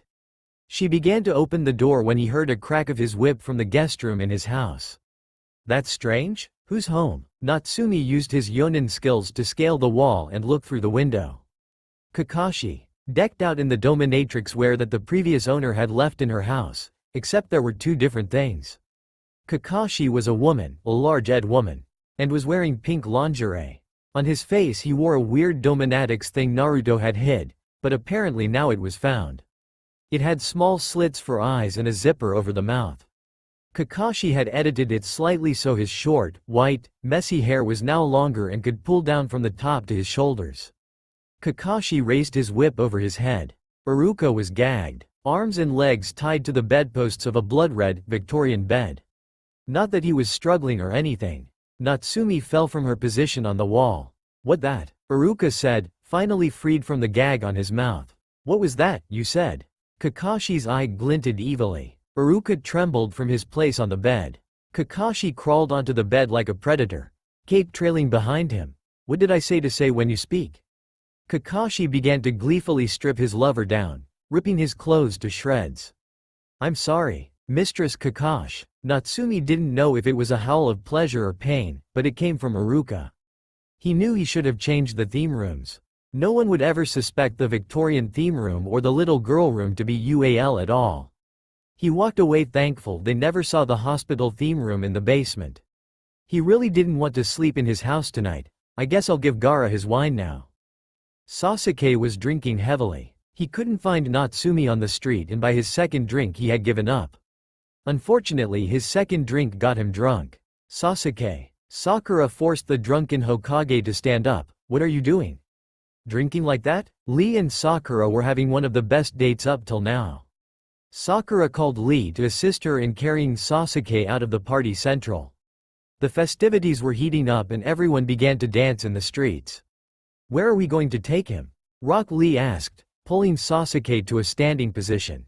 Sakura shook her head. Gaara's house, he's not here, so I'd hope he's at home. We'll call Tamari, she at the karaoke section. I'll ask her to take us there. Another thing ruined by Sasuke, his eternal rival in love. Lee frowned. He himself hadn't changed much. If anything, he had gotten taller and his looks had not improved at all. Sasuke on the other hand had grown more handsome, yet remained beautiful, though stress and toil showed on his unhappy face. Sasuke had grown taller as well, his hair slightly longer. It made him feel bad holding such a beauty. To be compared to Sasuke as they walked down the street. Women questioning if Sasuke was dating his fiancée. Sakura. What is it, Lee? Sakura cocked her head. She was as beautiful as the day he met her. It stopped his heart and he babbled to get it going. Sakura giggled, balancing Sasuke into a good position, and gave Lee a peck on the cheek. Why did you fall for me? Lee finally asked, when you could have had Sasuke here? Sakura put on a scowl. Look at him now? Sasuke's a great man, but he has his heart set on another person. She tried to inch closer to Lee, despite the intervening Sasuke. Besides, he's more like a little brother. Lee's eyebrows rose. What am I like? Sakura pushed forward, Sasuke's rank making it easier for her to scout the area. I can't really put the right words together. Sakura breathed in a why voice, slave. That made Lee drop the drunken Sasuke on the ground with a plop, a strangled cream crawling from his throat. Tamari bounced on the stage. Sakura. Sakura's fiancé. Why is the Hokage looking dead on the ground? Sasuke flopped like a dead fish, unable to stand. I'm going to kill you tomorrow, Lee, Sasuke grumbled. Lee gasped and inched away from Sasuke's prone body, invoking laughs from Sakura and Tamari. Sakura moved towards Sasuke to pick him up but was stopped by Temari's voice. Hey, stop in your tracks, Sakura. We'll get Kankuro and Neji to put Sasuke away. We gotta have fun tonight. Besides, Neji and Kankuro are so drunk they'll do anything. Tamari leapt off stage and searched herself for 2 keys. Oh, that's good. Sakura took the key for Gaara and Naruto's house and turned to her helpers. Eek, Neji, Kankuro. The two were dancing together, arms flailing and hitting other dancers. The other drunken men had joined them after seeing the two, and soon there was a crowd of drunk, dancing men. Hinata began to take pictures of the dancing fools as Tamari gawked at the angles her father demanded. But there was one this for sure. They were going to make some pretty good pictures. Gaara glared into the sign. Detour. Detour. Tons of detours, his eyes pulsated. He was going to kill something. A small cat would be a gift. A small crook, a blessing. He turned his head to some thrashing behind a fence. He sure hoped it was a crook as he boosted himself up enough height to see over the fence. 2 genin fighting. 2 pathetic genin in a pathetic fistfight. He shook his head. He might as well have gone home. Say you love me. The boy raised his fist as a threat and shouted in a French accented voice. Say it. The other boy looked up and wiped the blood from his mouth. I'll never say it in public. His eyes narrowed in hatred. Because I'm too proud. But you knew that, didn't you? Gaara blinked. Did he hear right? The French boy turned around and began to walk away. Fine then, Jin Kazuma. I'm leaving. Go masturbate by yourself. Sand flew from his heels and settled. The black-haired boy had tackled the boy down, pinning him to the dirt and sand road. Gaara waited to watch what would happen next. Jin leaned over his unspoken love and kissed him on the lips. Go to hell, the boy had butted him off, blood splaying and dripping from the impact. You should have had a better grip, mon ami. Jin licked the blood that dripped down his face. He squatted on the ground. He watched with wolf-like intent as his probable boyfriend dusted himself off. The blonde boy folded his arms. Who do you think I am?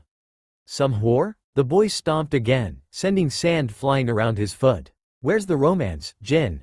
Where's the part that you say, I love you? You never. Jin used his lightning-fast reflexes to envelope the boy in his arms. Why do you always make me say it, Jacques? Jin looked at Jacques. He closed his eyes and sighed, brushing a bang out of Jacques' face. He looked into Jacques' blue eyes that he loved dearly, even if I had to say it a million times. I love you, Jacques Delacroix.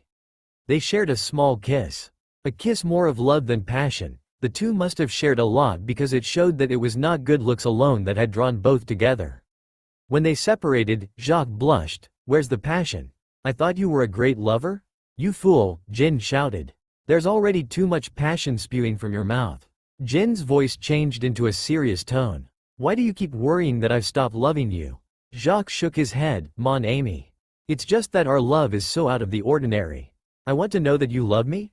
Curls bobbed up and down as he shook his head. I want to know if you're. Jin grabbed Jacques' lips with his fingers. From now on you will call me by my nickname. Jacques' eyes sparkled. Really? He breathed in and out rapidly with pure excitement.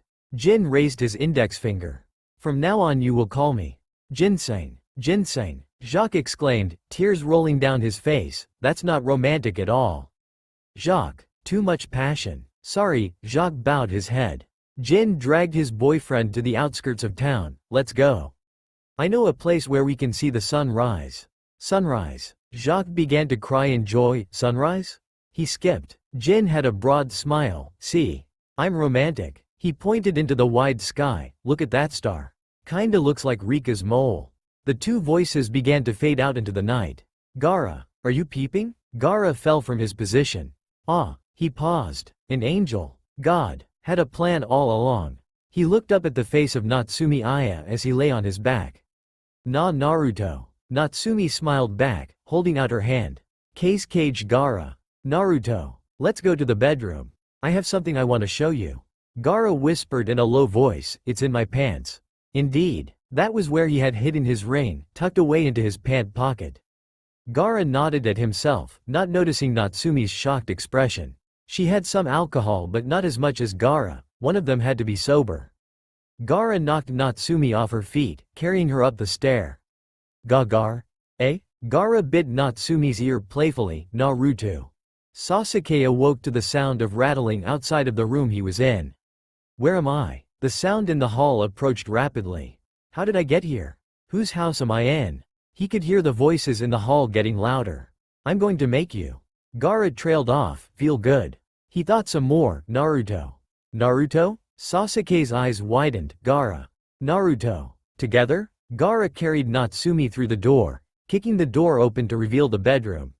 And Sasuke. Sasuke's eyes were wide. His alcohol had worn off and now he was fully aware of the truth. However, Gaara was still under the influence. He looked at his bed for a long time. Why is Sasuke in my bed? Sasuke. Natsumi jumped from Gaara's arms to Sasuke. He felt incredibly bad and guilty. Fuck it. Gaara took another swig off the bottle. He was still going to do it, but he was going to let Naruto and Sasuke talk it out first. Sasuke pushed Natsumi away. I'm sorry. Naruto for what happened in Leaf Village. He began to sob silently. If I could change what happened I would. But, Sasuke. Natsumi. No, I can't lie anymore. Naruto wanted to stop Sasuke from crying. I still love Sasuke. Naruto fell to his knees, joining Sasuke with tears, and I love Gaara too. Sasuke stood up, tears gone, replaced by the old Sasuke who was without tears. He had gathered his strength and walked past Naruto. Naruto turned around. Sasuke placed his hand on Gaara's shoulder, facing the open door, unable to look Gaara. Gaara, still under the influence and unable to understand the gesture. Gaara, you're very, very lucky to have Naruto. I've been looking for a second chance but now. I realized that I lost Naruto by not having faith in myself. Sasuke smiled for Naruto, a smile he didn't share. His back still on his lover, Naruto. Please be happy. Gaara began to regain some sense. Sasuke was unhappy, because he loved Naruto and couldn't be with him. Naruto was unhappy because he loved Sasuke and couldn't be with him. Gaara thought deeply. He attempted to stop Sasuke, managing to tackle him, knocking him in the table in the hall. I love Naruto and we all know that you love Naruto.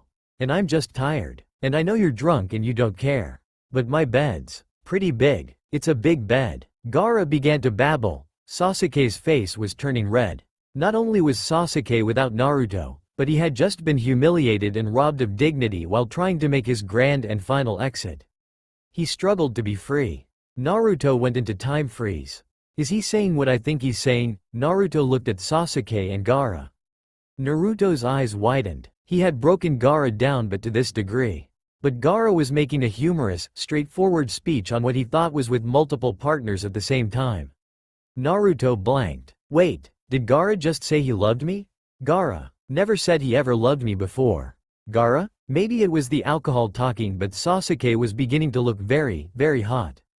And that's not because Gaara lived in the desert, because the desert was cold at night. Sasuke looked attractive when his mouth was shut and wasn't stealing his woman. Man, a woman man who was pretending to be a woman, but was a man. Wait, Gaara smiled. Alcohol. I lost all inhibitions because of you. Especially the way he was sitting there looking pretty, glaring at Gaara like he had grown another head. I love death.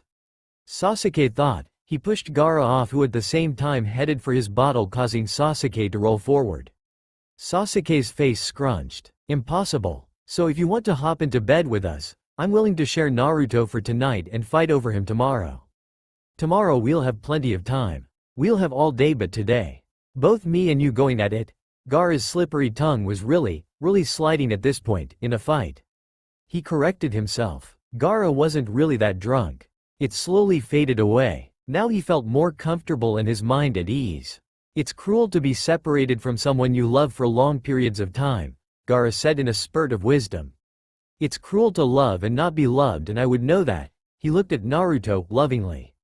I want to make love to Naruto tonight, and if I don't, somebody else will. He banged the wine bottle on the table for emphasis. Sasuke blinked. Naruto, is it all right with you? Yes. He pulled Gaara to the bed, landing on him. Straddling his lover, he pinched Gaara's cheek. And if Gaara denies being so open and complaining about you joining us tonight, I'll rub it in his face tomorrow morning. What do you want us to call you tonight? Gaara looked up at his lover, caressing her cheek. Please. Sasuke sat on the edge of the bed, watching Natsume's hair cascade. He grabbed some, watching it fall between his fingers. Call me Naruto. Natsume's hair was cascading over her shoulders. She leaned over to poke Gaara on the nose. What are you doing here? I've been looking all over for you. Natsume had a tinge of sadness in her voice. The bottle of wine he ordered, his surprise, was spoiled and the night was wasted. Gaara felt himself sweating even though it was a cold night and the sun was gone. He looked at Naruto. He looked miserable. He dressed up his alias, and for what? Nothing. I ran all night, but things just kept getting in my way. Gaara closed his eyes in return and gave an awkward smile. I missed you. I wanted to see you tonight. Natsume beamed like he had just won a life supply of ramen. Really? Usually he would be slapping himself for acting girly, but with Gaara it had his benefits. Gaara got off the ground and dusted himself off. Natsume's face was red with blush. Gaara closed his eyes, trying to imagine a grinning, blushing Naruto kicking his feet back and forth on a pier. It was at that time that Naruto decided to become Natsume. Gaara leaned forward, sliding his fingers through his short hair. Natsume, with Naruto's broad smile, pressed her body against Gaara's body. She dangled the bottle, tempting Gaara to kiss her. You ordered a bottle of wine? She winked suggestively. Who needs a crowd? Spectators are noisy gossips. Gaara bent forward to whisper in Natsume's ear, I love you. Natsume's lips met Gaara's for a split second, before it all was suddenly interrupted. Gaara, Sasuke's drunk. Sasuke was indeed drunk, however he was sleeping and seemed at peace. Sakura looked disheveled and Lee looked a bit agitated. Temari was standing casually beside the two, however she wasn't too impressed with the outcomes of the night's events. She blinked. Natsume and Gaara, together. She slapped her forehead. I just interrupted their together time. The bodies of the lovers parted and stood in attention, like soldiers side by side. I'm sorry, Gaara. Neji is sleeping at Kankuro's house, but there's still not enough room for Sasuke. She noticed the romantic mood of the two tragic lovers had now once again spoiled. In addition, he still needs to be looked after. Temari didn't even have to ask, but she did anyway. Can you? Yes. Natsumi tucked the bottle under her arm again. Gaara groaned. Tonight was not his night. Sasuke was sleeping in Gaara's spare room. Gaara on the floor of his living room. In Gaara's bed, Naruto out of his jutsu slept soundly. What's wrong with this picture? Gaara thought. He sneezed, rubbing his nose. He cursed himself for not closing the window. Half of his belongings were now cold and sand covered. If Gaara had his way. Gaara's fist clenched. If Gaara had his way, Sasuke would be sleeping outside in the dirt and he and Naruto would be making love in his bedroom. Gaara was tucked under a single throw blanket, a couch pillow tucked under his head. To love and not be loved is cruel, isn't it? The stucco white ceiling didn't answer. Gaara frowned. You don't talk much. Naruto's head was swirling. Where am I? Spewed from his mouth, but he knew exactly where he was. Naruto stood in a fancy hall. The walls were wallpapered blood red with thin white stripes. Odd decorations lined up against the walls. No matter where he was or how the room was redone, it was the same place. At the end of it, as usual, was the Nine-Tails Fox Demon. How many times had he walked down his halls? Now all his dreams lead down to this hall. Each hall different every now and then, but the same. Before, in his dreams, he sat at the other end of the hall and sitting in his dreams for hours or until he woke up. Always trying to avoid the crafty Nine-Tails Fox. But now pressed against the bars was a child. A blonde child, as if it was his child. It felt like meeting a bastard child of his that he never created. He felt like running up to the bars and grab the would-be child. But in the depth of his eyes, the child bore the evil intent of the Nine-Tails Fox. Naruto approached the child cautiously. His footsteps clapped against the ground and the Nine-Tails Fox Demon bobbed his head to the sound. Like it was music. Naruto stopped in front of cage. The bars were thicker and closer together. It was different from when the Nine-Tails Fox Demon was in his original form. He stood a safe distance away from the bars and waited in for the first words. The Nine-Tails Fox smirked, feeling smug at getting Naruto to come over. What's the matter, Naruto? The child slapped his hand against his head. Ah. Natsumi. How long have you been denying yourself the right to exist? What are you talking about? Naruto snapped. His eyes were shooting daggers at the fox boy. What sick game are you playing? The boy paced against the bars, side to side. You wanted to talk to me, Naruto? Naruto took a step back. What are you saying?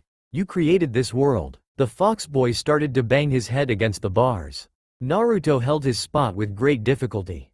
He looked away, but the sound of the impact of metal against a skull sent shivers down his spine. Those stupid villagers. The boy withdrew his head, blood trickling down his cherub face. Don't you agree with me? They're really ignorant, he nudged forth, motioning with his hand for Naruto to agree. Aren't they? Shush, shut up. Naruto turned against the wall, throwing his body and limbs driven by anger and hatred. He went on for a long time, drowning out his thoughts and feelings. Blood was drawn from his fists as he withdrew them. Tears trickled down his cheek. He sobbed, shut up. He turned his back and fell backwards. His spine hit the wall and he slid down to a sitting position. He sat there staring at the other wall. On it was a frame with a picture.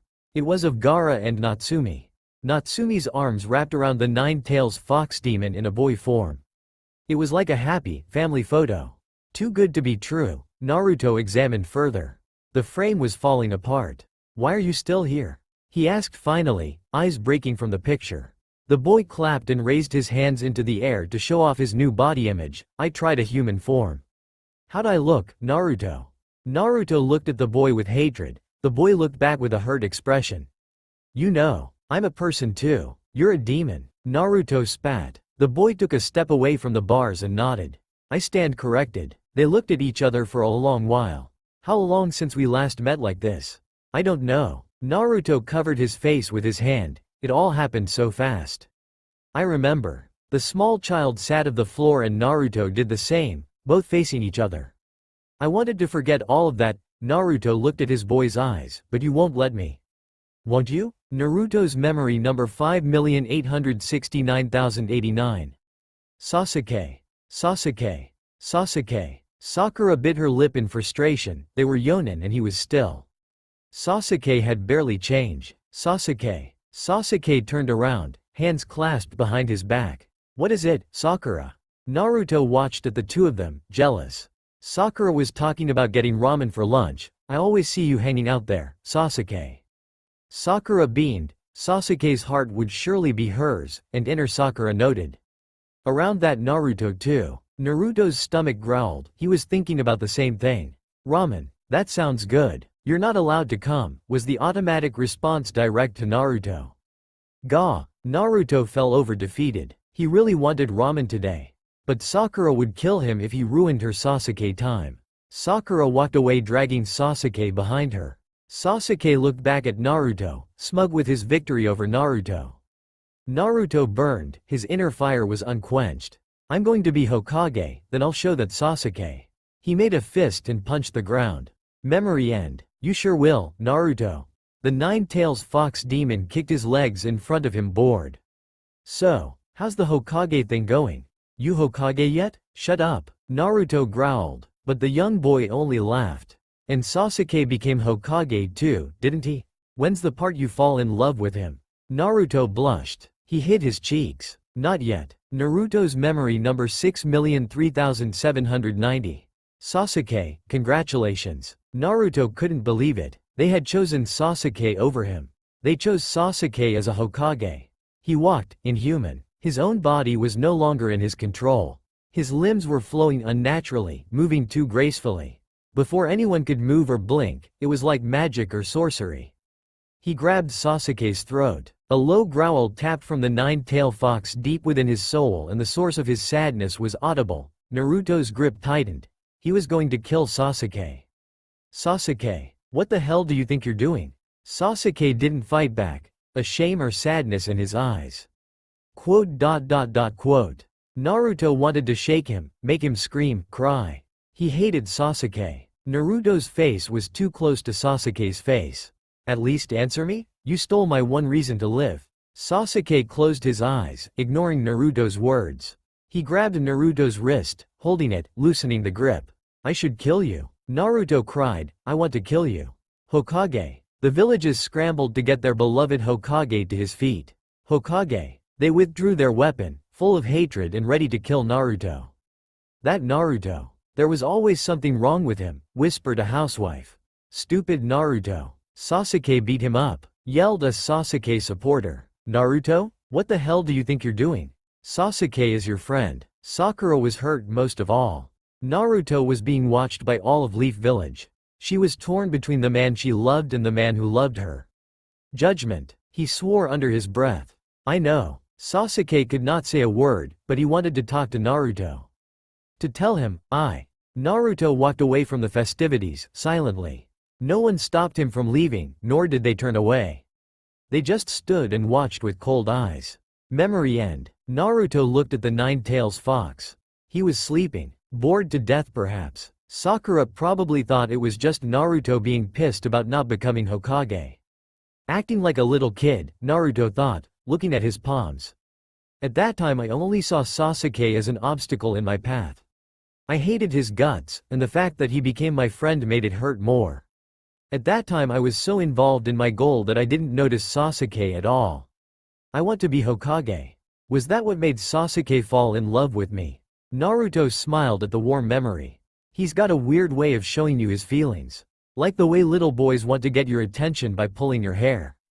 I guess I'm the same way. Naruto's memory number 6,004,987. Sasuke. Sakura examined Sasuke's face, much to his dismay. He slipped away to his desk where he brooded and signed forms. She almost gave up, but a girl had to relentless to catch Sasuke. You look pale. I'm worried. You're not eating much. Memory end. At that time I wasn't eating either. But nobody noticed. Sakura was really into Sasuke. She did see it. But, Naruto's memory number 6,005,007. Sakura and Naruto had been walking home together ever since they had become Yonin. The sun was setting in the distance, illuminating Leaf Village with a tangerine orange glow. Naruto hid his unhappiness. He didn't want to sadden Sakura anymore or anyone else. Selfishness or not, he had to be a man. Be a man, he repeated in his head. He looked at the sun wistfully, like it was the most beautiful thing in the world. Sakura put Naruto in a headlock. Sakura? Come on. That was too easy. You could have lost your life if I was a hired killer, Sakura joked, poking and prodding at Naruto's face. Only friends appeared next to Sakura's name in his mind. Not Hokage material appeared under his name, next to hers. He slouched over with Sakura still on his back, depressed. Sakura felt guilty for putting Naruto in this mood. She jumped off Naruto's back and slapped his spine back to life. Naruto, cheer up. I'm sure you can become a senin. Our village could really use one. Naruto stood with new vigor. Sakura, thank you. He sighed. Sakura was right. No use sulking, I'm fine. I'll become a great, perverted senin. Sakura and Naruto burst in guffaw, laughing until they both doubled over and their sides hurt. Neither knew why they were laughing. They both just needed to release all the mixed feeling and wasted emotions they gathered during the years. They continued on their way when an AD caught Naruto's eye. It was Sasuke's image. He was an idol in their village. Someone had put it up to show their gratitude to Sasuke. It was embarrassingly common. But the village had improved greatly under his command. Sakura snorted. That idiot. He's working too hard. He's getting sick. Huh? Naruto looked at his friend who had stopped walking. Sakura bore the face of a bitter, scorned lover. Memory end. I was studying to become a senin. I learned more things than Sasuke ever did. I felt like I had to still fight even though I was not Hokage. There were still many things I wanted to protect. Naruto paused. He looked at the nine-tailed fox on the cold floor. He was sleeping like a baby in his human child form. What would I ever do if I had become Hokage? Naruto questioned the past self who strove for something he hardly didn't understand. I wanted to exist, but being Hokage would not erase my problems. After Sasuke had destroyed my dream, I probably wouldn't have been a good Hokage. He rubbed his eyes. His anger almost killed Sasuke. Hokage was able to walk around, but he never got any better. I began to notice Sasuke passing by my house ever so often. He rotated ever so often so not to get caught. He'd always look up when he thought I wasn't looking. I was. Naruto looked up at the high part opposite of the one with Naruto, Gaara and the nine-tailed fox. One day, it was raining. I was coming home from training. I saw Sasuke on my porch. Half dead. When I saw Sasuke lying on the ground, I was just going to walk past him. Like he didn't exist. I didn't want him to exist at this point. Naruto's memory number 6,006,798. Naruto was half tempted to kick Sasuke out of the way but his eyes. Naruto. I'm sorry. I never meant it to be like this. Sasuke gagged on a cough. His eyes were half-lidded and it looked he had snapped. Naruto kneeled at Sasuke's side. Sasuke. You're not going to die, you idiot. I wanted you to notice me. Sasuke confessed. Naruto gulped his anger down. How could I not notice you? Memory end. Naruto's memory number 6,007,325. Sakura beamed as Naruto gobbled down her gift of ramen. It was the least she could do. Naruto was a hero. He had saved Sasuke from death and was nursing him back to health. Though it annoyed her that Sasuke was still at his house, too sick and high with fever to be moved. Even thought I'm against it, she lifted up a stack of paper and dropped it on Naruto's desk. She folded her arms together. I was going to take Sasuke his paperwork to him, but something came up. She smiled awkwardly. Lee had come back from a mission and they were going to celebrate his survival. Naruto. Naruto looked at the pile. Sasuke was at his home so it didn't really bother him much. I'll run it for you. Sakura wiped the sweat off her forehead and clasped her hands together. Thank you, I really appreciate it. Memory end. Naruto's memory number 6,007,330. Naruto. Sasuke had been sleeping until he heard Naruto cooking a meal. He winced. Naruto? Cooking? Naruto came in with a tray and set it on the table. Sasuke. Naruto sat in a wooden chair pulled up beside the bed. He picked up a piece of the store-bought sushi with his chopsticks. I thought you were cooking. Sasuke looked at the sushi held to his lips. Naruto? Sasuke, can you move your body? It's hard. Then don't complain. With indifferent eyes he moved it close to Sasuke's lips. Ah, the piece of sushi rolled off mountains in the sheets to the floor. Naruto looked up at Sasuke who had pinned him down. Sasuke. Naruto. He looked deep within Naruto's eyes, he was stunned. Sasuke gulped, I think. I love you. A vein appeared on Naruto's forehead. Idiot. That was a good piece of expensive sushi. Gah. Sasuke was tackled by Naruto and disappeared under the sheets. It was a change, Sasuke thought through his struggling, but at least I get to see Naruto. Memory end. That's all for now. If you enjoy this video, then please like, share and do comments.